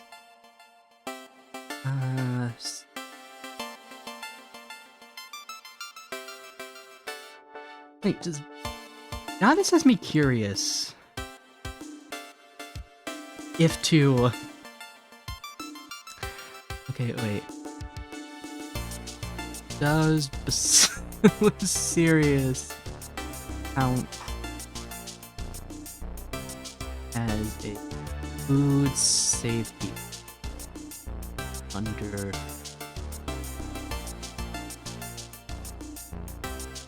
I'm technically a tech bro that finds generative AI not only unethical, but also boring. Yes, AI is generally just not... Like, here's the thing. When I say I'm anti-AI, I mean generative AI. I understand that there's things like AI used in... There's, like, you know, AI that refers to things like the AI of, like, NPCs in video games. So, like, you know, think Pokemon. That type of AI I don't have a problem with. I have a problem with generative AI.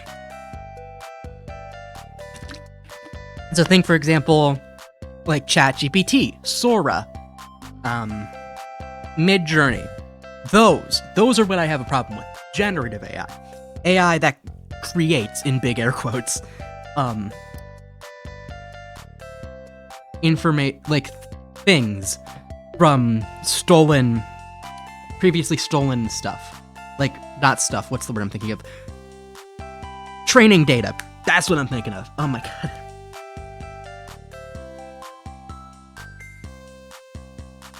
Yeah, significant food safety threat. Does this... Okay, wait. Okay, so food safety threat. In the examples, like, provided on the... Here, let me actually show you.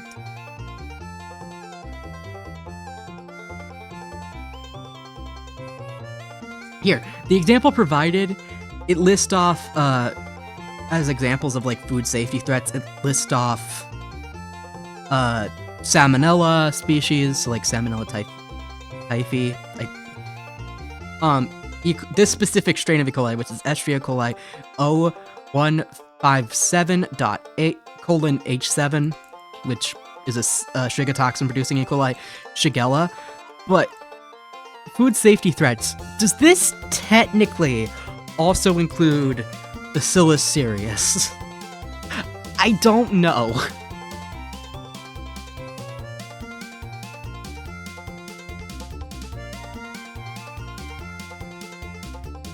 Also, water safety threats are included in a separate category under Category B agents.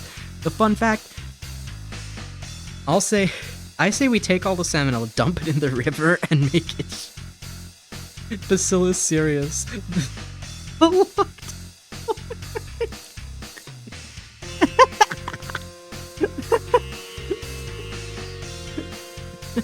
No, I think you're thinking of Bacillus cereus. My evil cousin. As opposed to me, Bacilli A. thracis.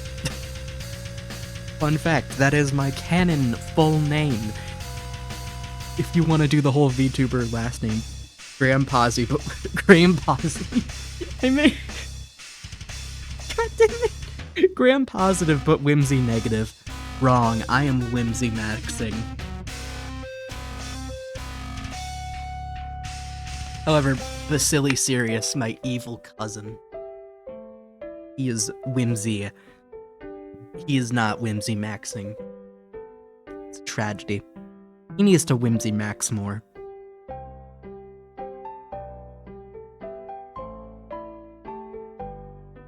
I have not made a snow angel yet.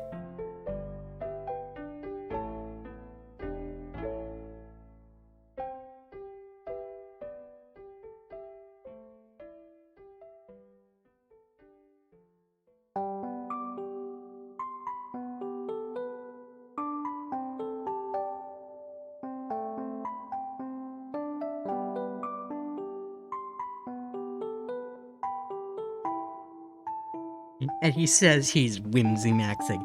Listen, I made ice cream out of snow. I would consider that equally as whimsy maxing.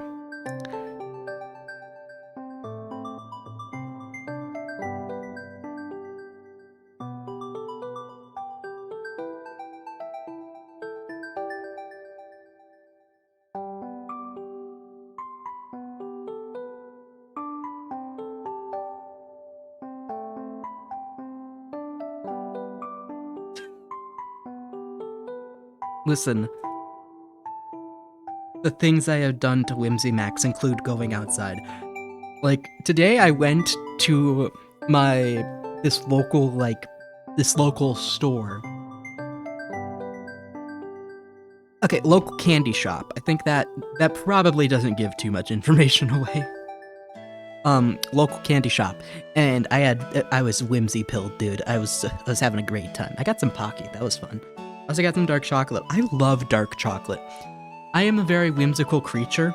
However, if you ask me what my favorite flavor of chocolate is, I'm going with the mature option of dark chocolate. I don't care if it's slightly bitter and therefore worse. Drop the store name and your exact coordinates. No.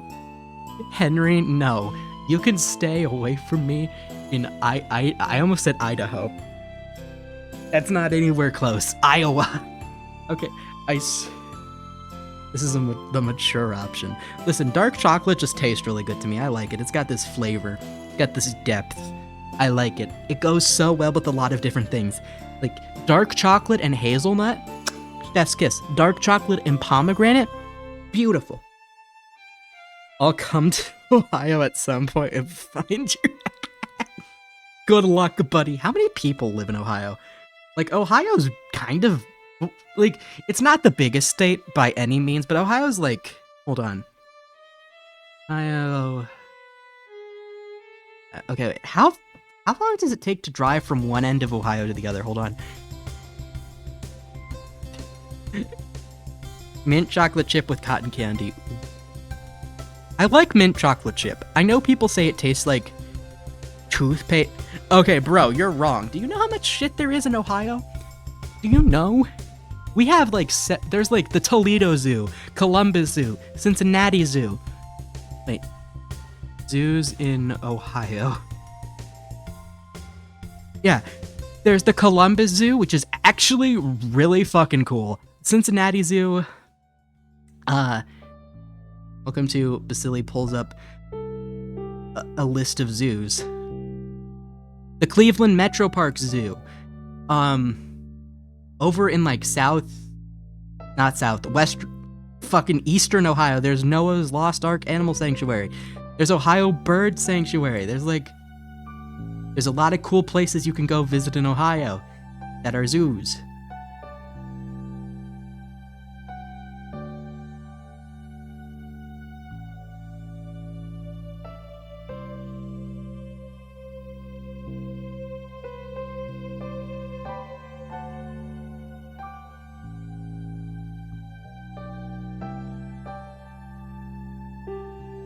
Minnesota's sweep. Okay, nah, my enemies are from Minnesota and Wisconsin, and therefore I have beef with those two states and refuse to acknowledge them as valid locations.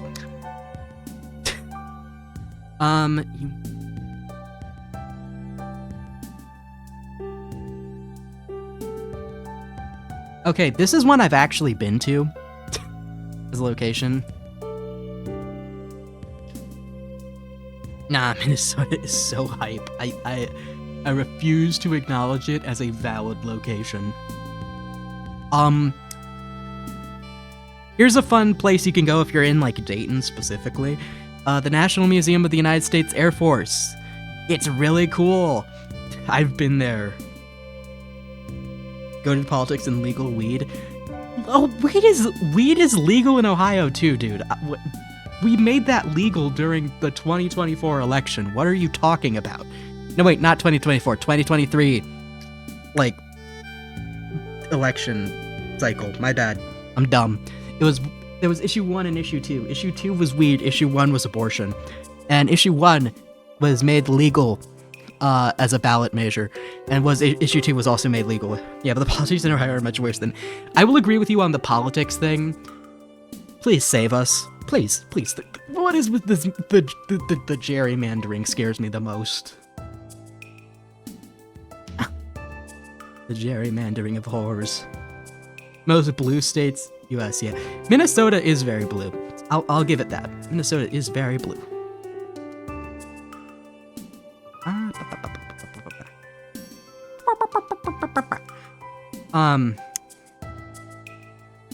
But yeah. But yeah, if you're in Ohio, but specifically if you're in like the Dayton area, which is a pretty big area, the National Museum of the United States Air Force is actually really cool. I've been there several times. It's really cool. They have a really good like permanent Holocaust exhibit called Prejudice and Memory, and it's a very like depressing exhibit to go through, but that's like the point of it.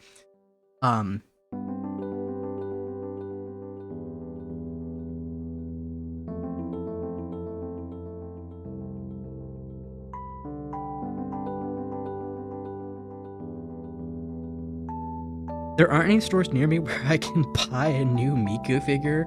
I have a space open on my desk, but that sucks, man. That's terrible. Womp womp. I can think of a place where I could probably buy a new figure. Not a Miku figure, but I could buy a new figure.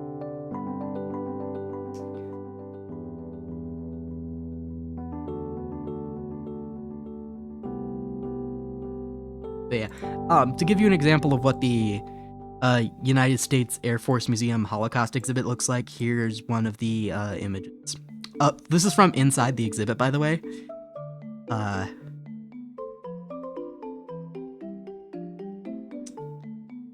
I'd rather have a Teto figure, but good luck finding one in person. I don't want to worry. That's fair.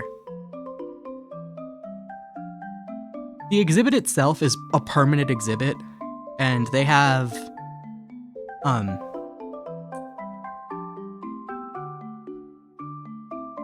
several pieces of like several artifacts? Not artifacts, that's wrong. Exhibits, like, as a part of this, not exhibits, like, things, displays that are a part of the exhibit. So this is the, Liberator's jacket that's in the exhibit. It's not as harrowing as the Holocaust Museum in DC, but it is a very somber experience. Displays, collections, yeah, it's not as, harrowing as the Holocaust Museum in DC, but not harrowing. Is harrowing the right... Emotional? Moving, as the Holocaust exhibit in DC. I have yet to go there, but I will go there one day. But it is this, exhibition, which is a permanent exhibition, at the museum, is a really good exhibition.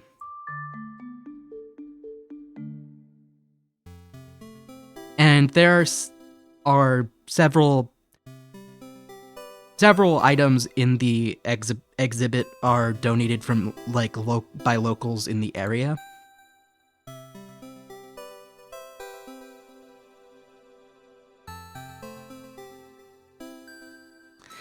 Yeah, so here's a little blurb. The Prejudice and Memory Holocaust exhibit is made up of photographs, artifacts, and memories of people who now live in the Dayton, Ohio area. Among contributors are concentration camp survivors and their families, liberators, and the righteous Gentiles, non-Jews who helped Jews during the Holocaust. And this exhibit is a permanent exhibit, by the way, so it's there all year round. And it is very somber, It's very quiet when you walk through because a lot of people are very respectful in this exhibit.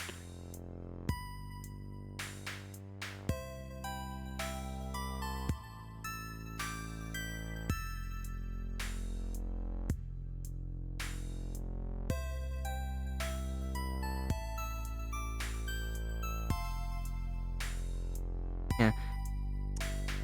So this is a very cool exhibit at the...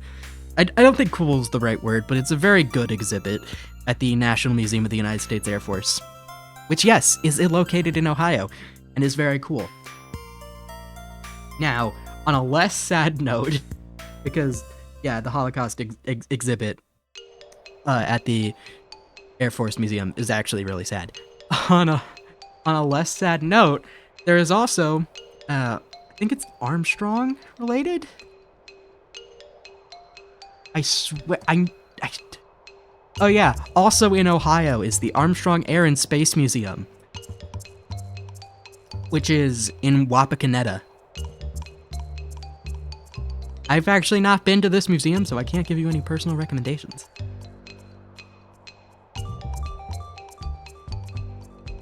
But yeah, it's about Neil Armstrong. Very cool.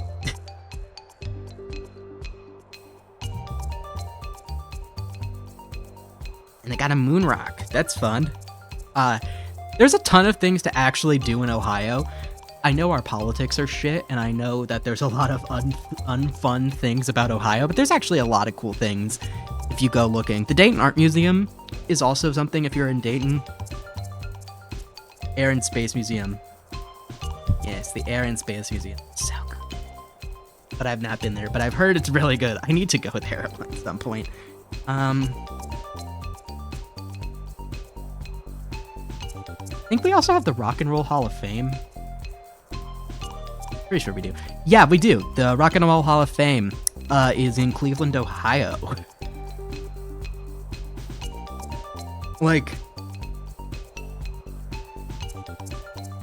there is a ton of cool things in Ohio if you just know where to go and where to look. Oh, hello, kitty. Sorry, I got distracted. Wait, this is supposed to be about bacteria, not about Ohio. Anyway, tourism advice if you're in Ohio. Go to one of the Cedar Fair parks. You could go to Cedar Point or Kings Island. Both of them are actually really good. He is baby. What are you doing?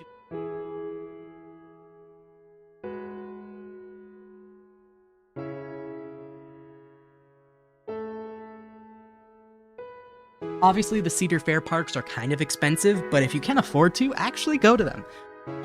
They're pretty cool. United States Air Force Museum. It's really cool. Go to it.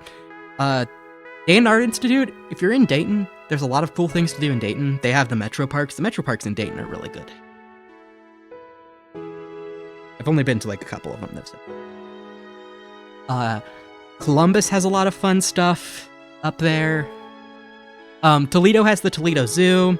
I don't know what else Toledo has. There's stuff to do in Akron. There's stuff to do in Cleveland. Cleveland has the Rock and Roll Hall of Fame. There is a lot of stuff to do in Ohio. And there's a lot of cool things. Like, you can actually go see the Wright brothers' grave in Dayton, I think.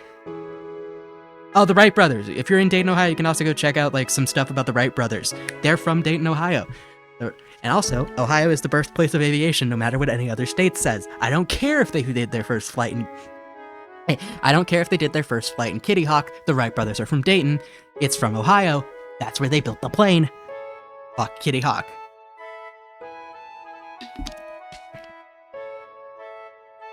Anyway. Boxer engines, let's go, yeah. But yeah, there's a lot of cool stuff to do in Ohio. I know a lot of people are like, I know a lot of people like kind of joke that there's nothing to do in Ohio, and Ohio's kind of like desolate. I promise you, I've lived here my entire life. There's always something to go do in Ohio. There's a bunch of cool places. You just kind of have to actively seek out the cool places in Ohio.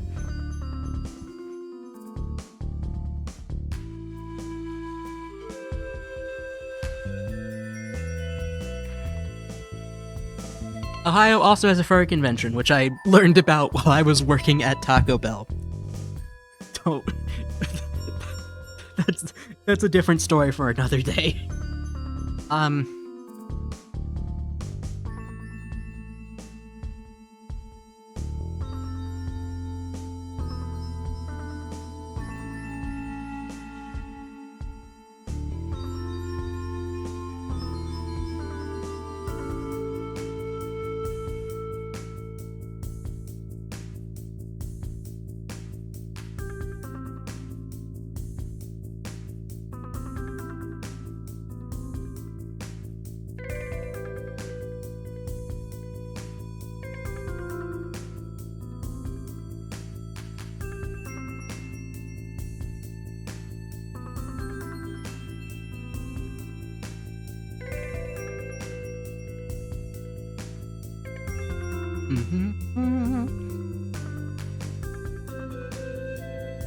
Morbidity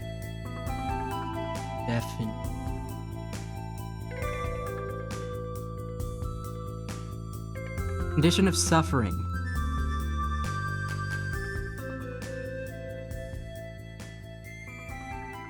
Oh, refers to having the National Cancer Institute definition of morbidity.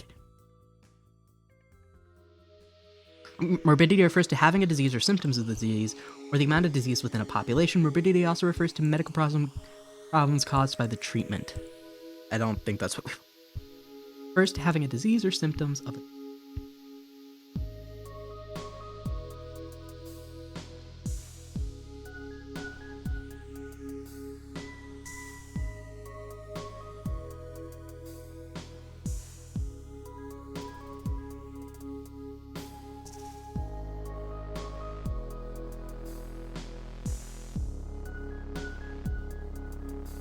Refer to...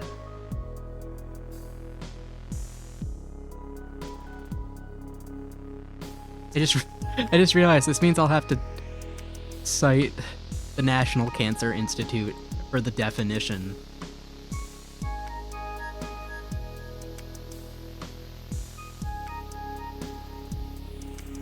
Actually, how many people would understand the definition, like with the word prevalence?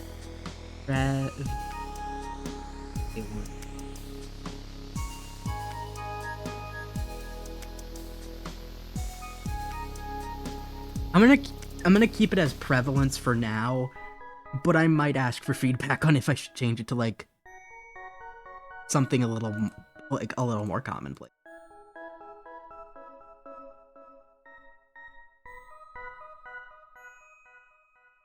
I think it's low mortality. Moderate morbidity rates and low mortality rates. Hold on, I fucked up.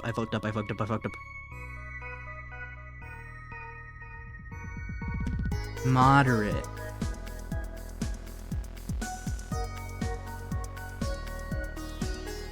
If someone doesn't know what prevalence means, they should be back in school. I mean, I kind of get where you're coming from, but also, I could understand how someone would not know what... Oh, that's morality, not mortality. How someone would not understand what the word prevalence means. Mortality. Likelihood you die. Wait, yeah, mortality is like the likelihood you die of something, I think. Wait. Not morality. I keep forgetting the T. Mortality definition. I'm pretty sure it's the likelihood you die of a disease. I don't know if that's correct, though. Let me... State of being...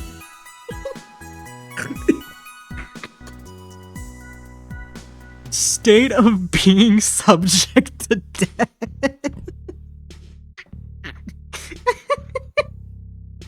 Hold on, I need to drink. I need to drink water.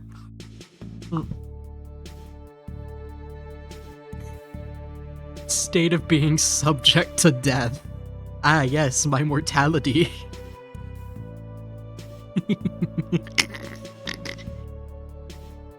Quality or state of being mortal. Well, that's no fun, but... Oh, wait. Mortality. Thank you, NZ. Thank you, National Cancer Institute, again, for definitions. Refers to the state of being mortal. In medicine, a term is used... Okay, I knew it was referred for death rate. Okay.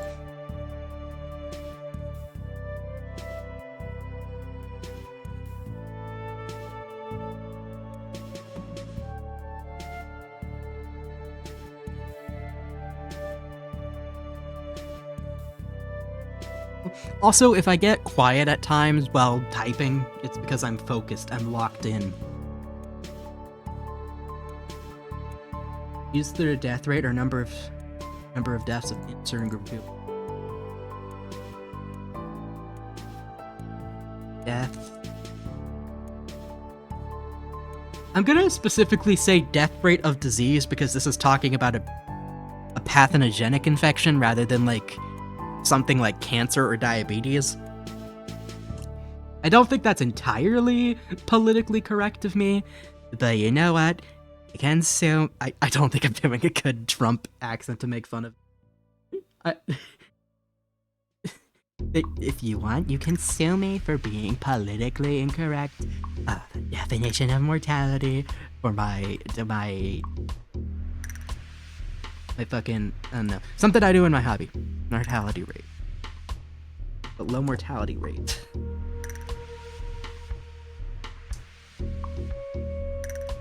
And requires specific... Okay, I'm just gonna quote this next part from the CDC specifically.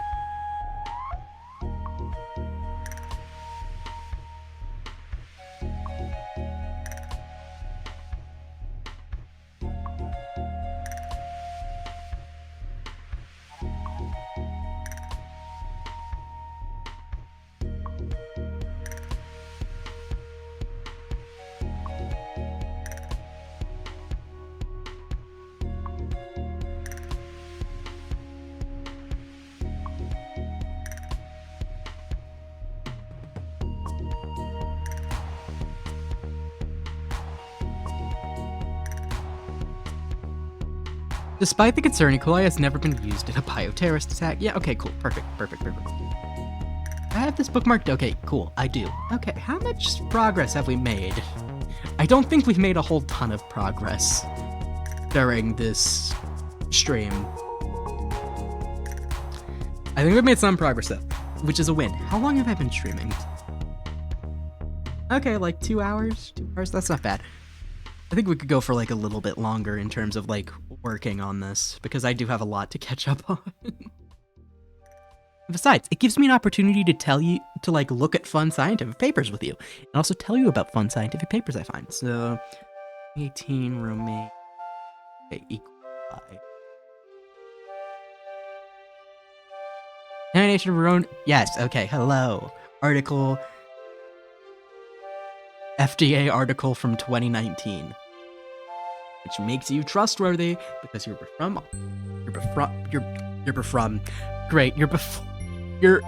before RFK Jr. took over the Health and Human Services.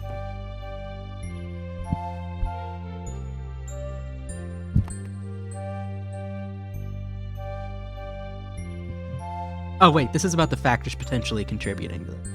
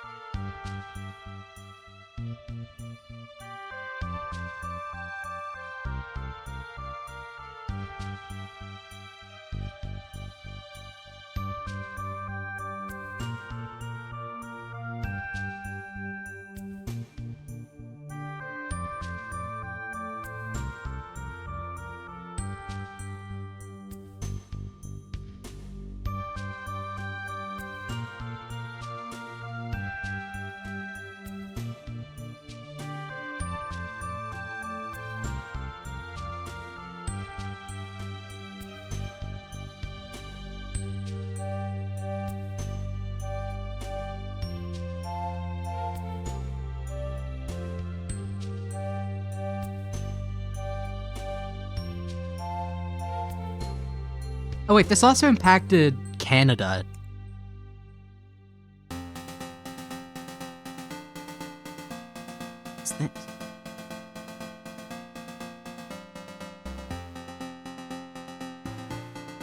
ISD.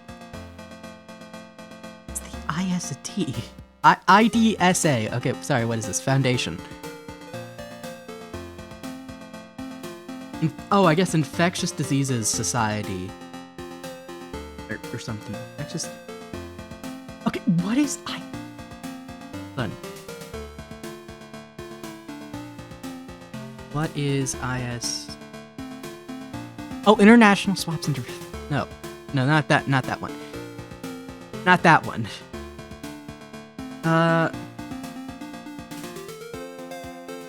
That's not the right one. Okay. Hold on.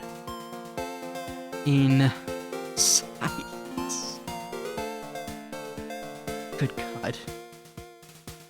No, that's not the other one I need. Okay, what if I search this? Will this give me a better answer? Okay. Infectious Disease Society of America. There we go. That's the one I'm looking for. Jesus Christ. Oh my God.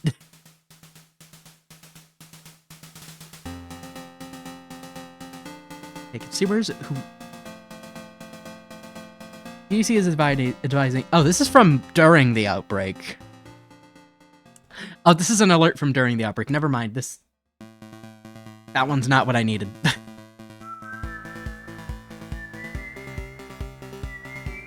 F2.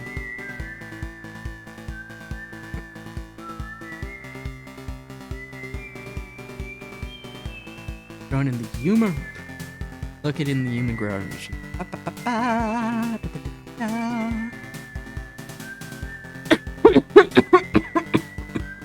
Jesus. Wait, what? Huh? Okay, wait. Then what the fuck? Wait, pause. Oh wait, no, this is a summary of the investigation. Wait, do I have my... Okay, my background music's set to loop. We're fine. What is this? Background. In conjunction with the CDC and state partners and Canadian officials, Public Health Agency of Canada and Canadian Food Protection Agency began to investigate ecoli. Okay, wait, no. So the outbreak didn't start in late 2018. I was wrong. I was looking at the wrong information. My bad. My bad, y'all. I fucked up. So...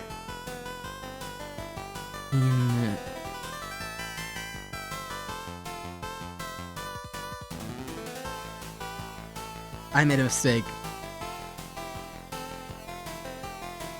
Okay, on June...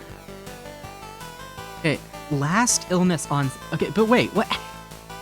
Okay, April... Wow. In early April... Can't spell, Jesus Christ. In early April 2018...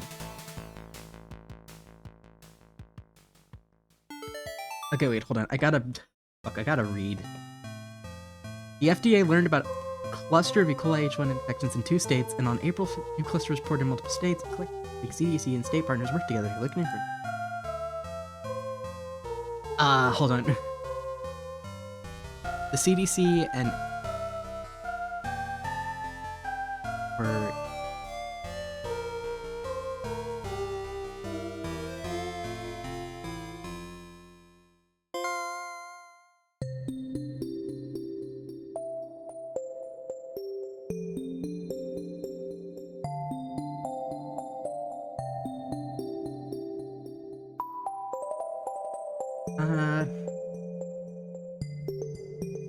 Public communicated about the outbreak. Oh wait, hold on. Clusters! Fuck, that's what they call them. Hold on. Clusters...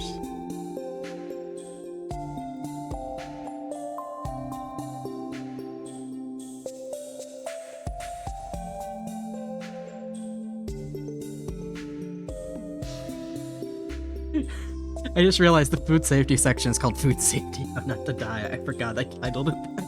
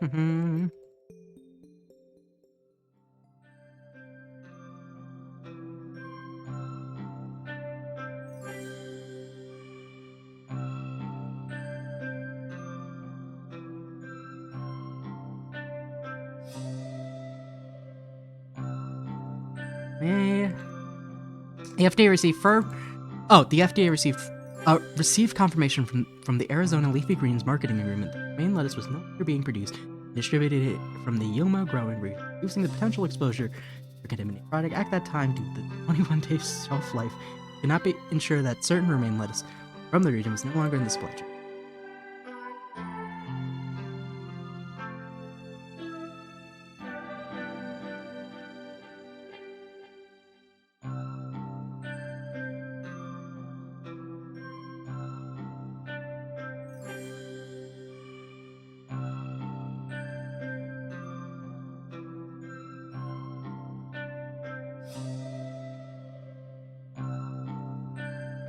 Wait. Hold on, let me make sure I get the wording correct.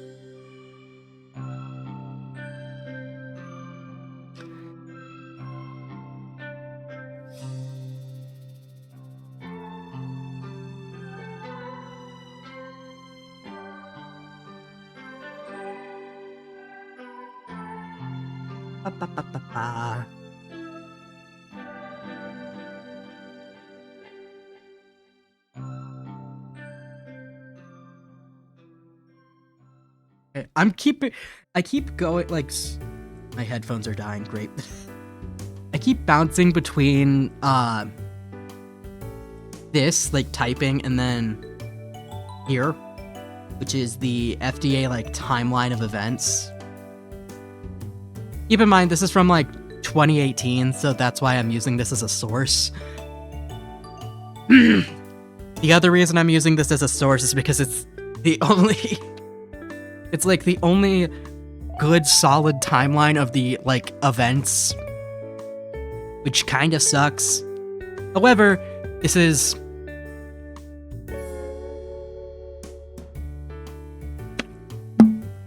a safe source because this is welcome to. Also, fun fact, let's talk about core real quick. Oh boy. Welcome to, this is actually tangentially related. Hooray!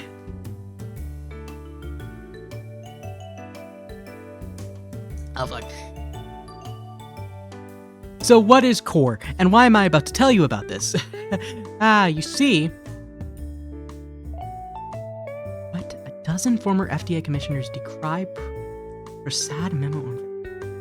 No. Here.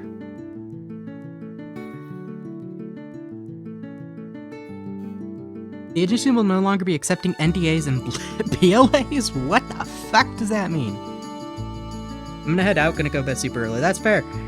Go sleep. Sleep is important. Your body likes to sleep. Go sleep. Sleep is important. Go get rest. Rest is good. What time is it? It's like 11. I still have time. Yeah, go sleep. However, I try not to work on these for like really long stretches because I find that when I like work on the All About Bacteria notes for more than like 2 to 3 hours at a time, I kind of get restless and I end up that 2 to 3 hours is my maximum time for the productivity before I get distracted. I didn't take my ADHD medication today, so I'm not locked in as well, which is not helping.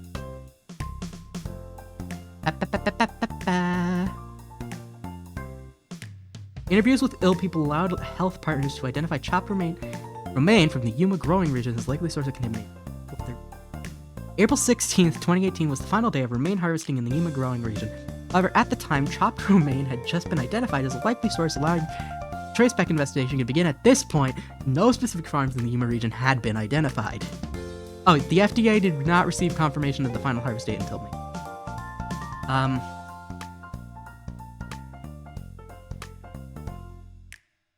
After round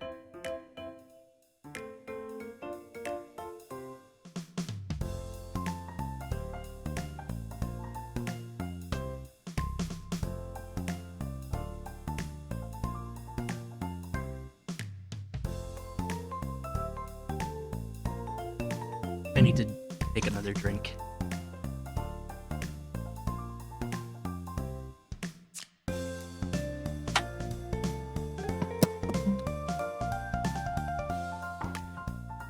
At least this has been kind of a productive stream. Actually, no, this has been a very productive stream, I would argue. Like, look, we got this section done. Again. Incorrect. Like, if you want me to edit this, then that's technically how you're... But nobody does that. Like... A lot of people just do ecoli without doing the .e coli, which technically, if you want to be accurate to how you're supposed to abbreviate like Escherichia coli, then technically the way you're supposed to do it is this. Hold on, my sister is calling me.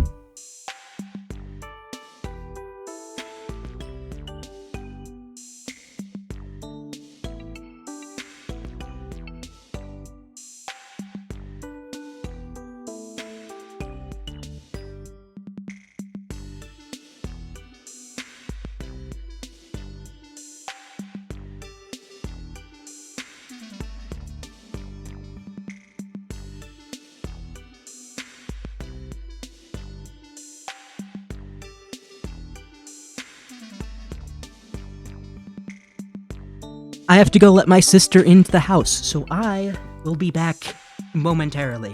And by momentarily, I mean in like 2 to 3 minutes. So I'm gonna run ads briefly. That way you guys don't miss anything other than ads while I'm gone. Hooray. You don't even have to watch that.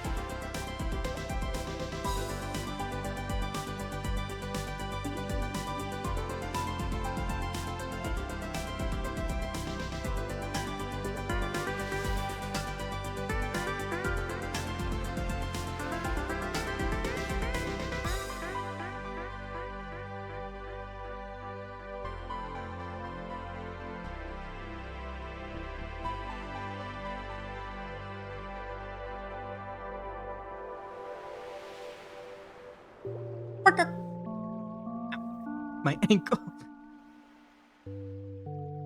Sat down on my ankle. Also, fun fact, bats are rabies vectors, not potential rabies vectors. I made a typo. Not typo. I made an error. I guess it is a typo. Typo, error, both are correct, I think, in that situation. Anyway, I'm back.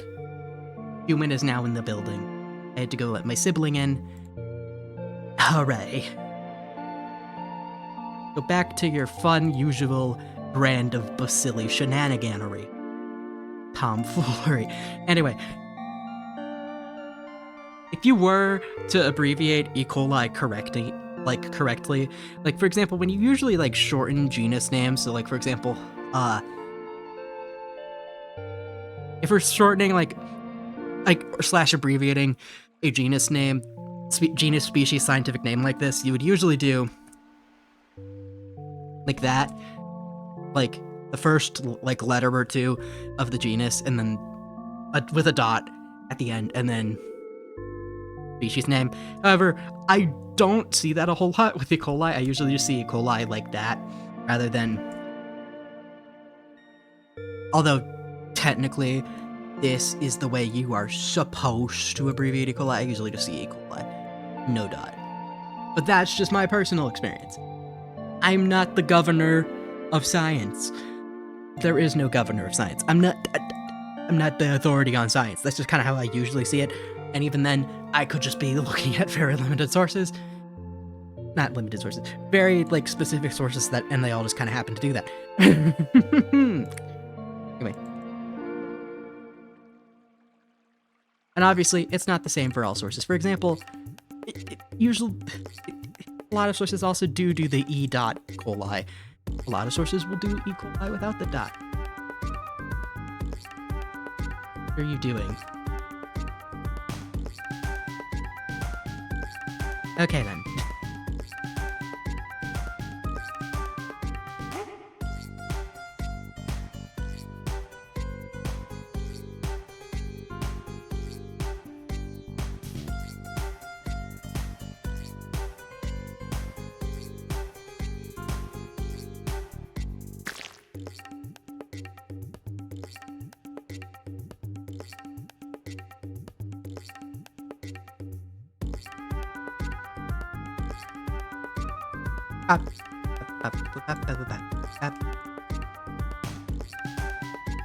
Let's see.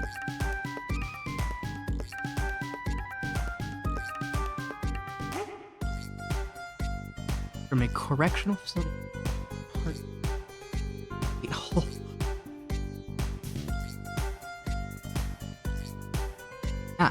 Wait, okay, so this is how they figured out was from the Yuma. These individuals ate whole head roaming from the Yuma growing region. Okay. Where was I?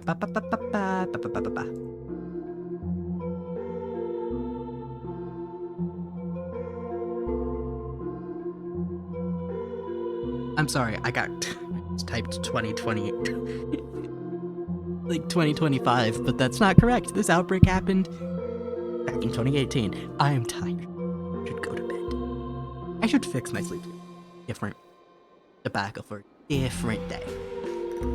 Anywho's it, butts, it's houses.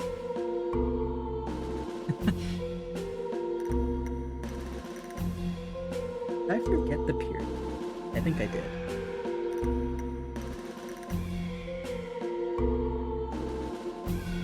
No, it's 19th. I am so done.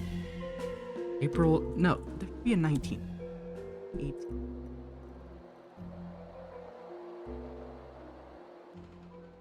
Can't spell. Jesus Christ.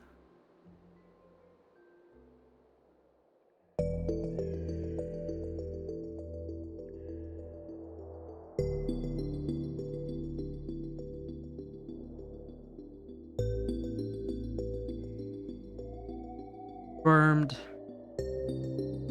How many cases was it?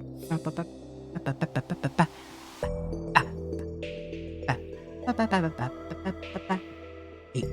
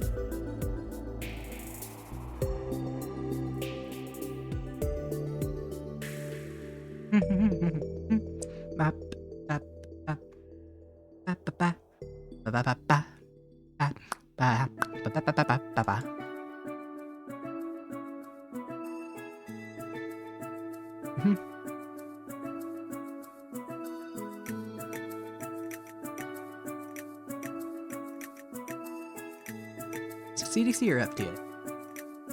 Okay, the CDC announced the outbreak has ended.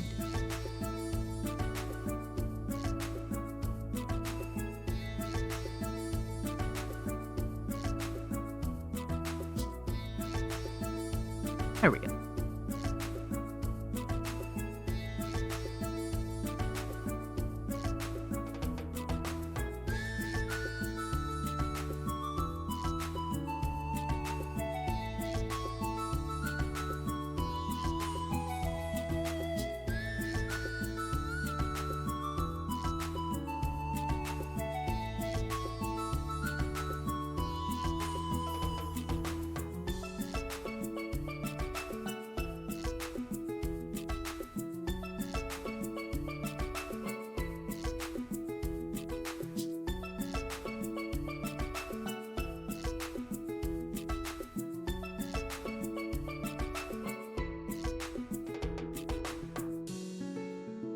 Don't need to put passing link. Okay, now that that section's finished, I think I'm gonna call it a night. I know, disappointing, tragic. Oh, Slushy's live. Let's go raid Slushy.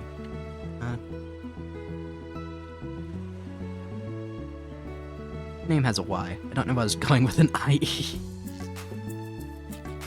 Oh wait, I need to make sure everything's...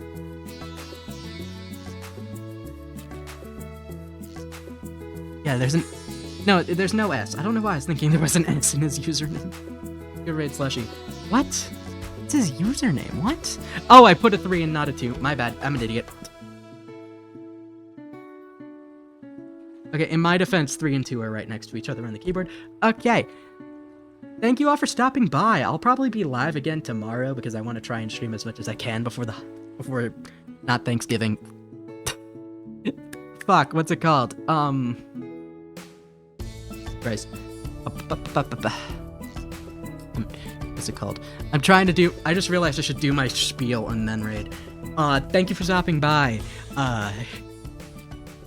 My brain is buffering. Give it a minute. Thank you for stopping by. I'll probably be live tomorrow. I want to try and stream as much as I can before Christmas. So hopefully I'll be trying to stream every day until then.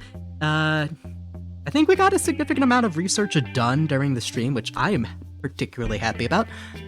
And I've built back up some of the like references that I had previously lost due to my losing all my bookmarks. So that's also really good. Tomorrow I'll probably be doing some type of gaming stream. I know, disappointing.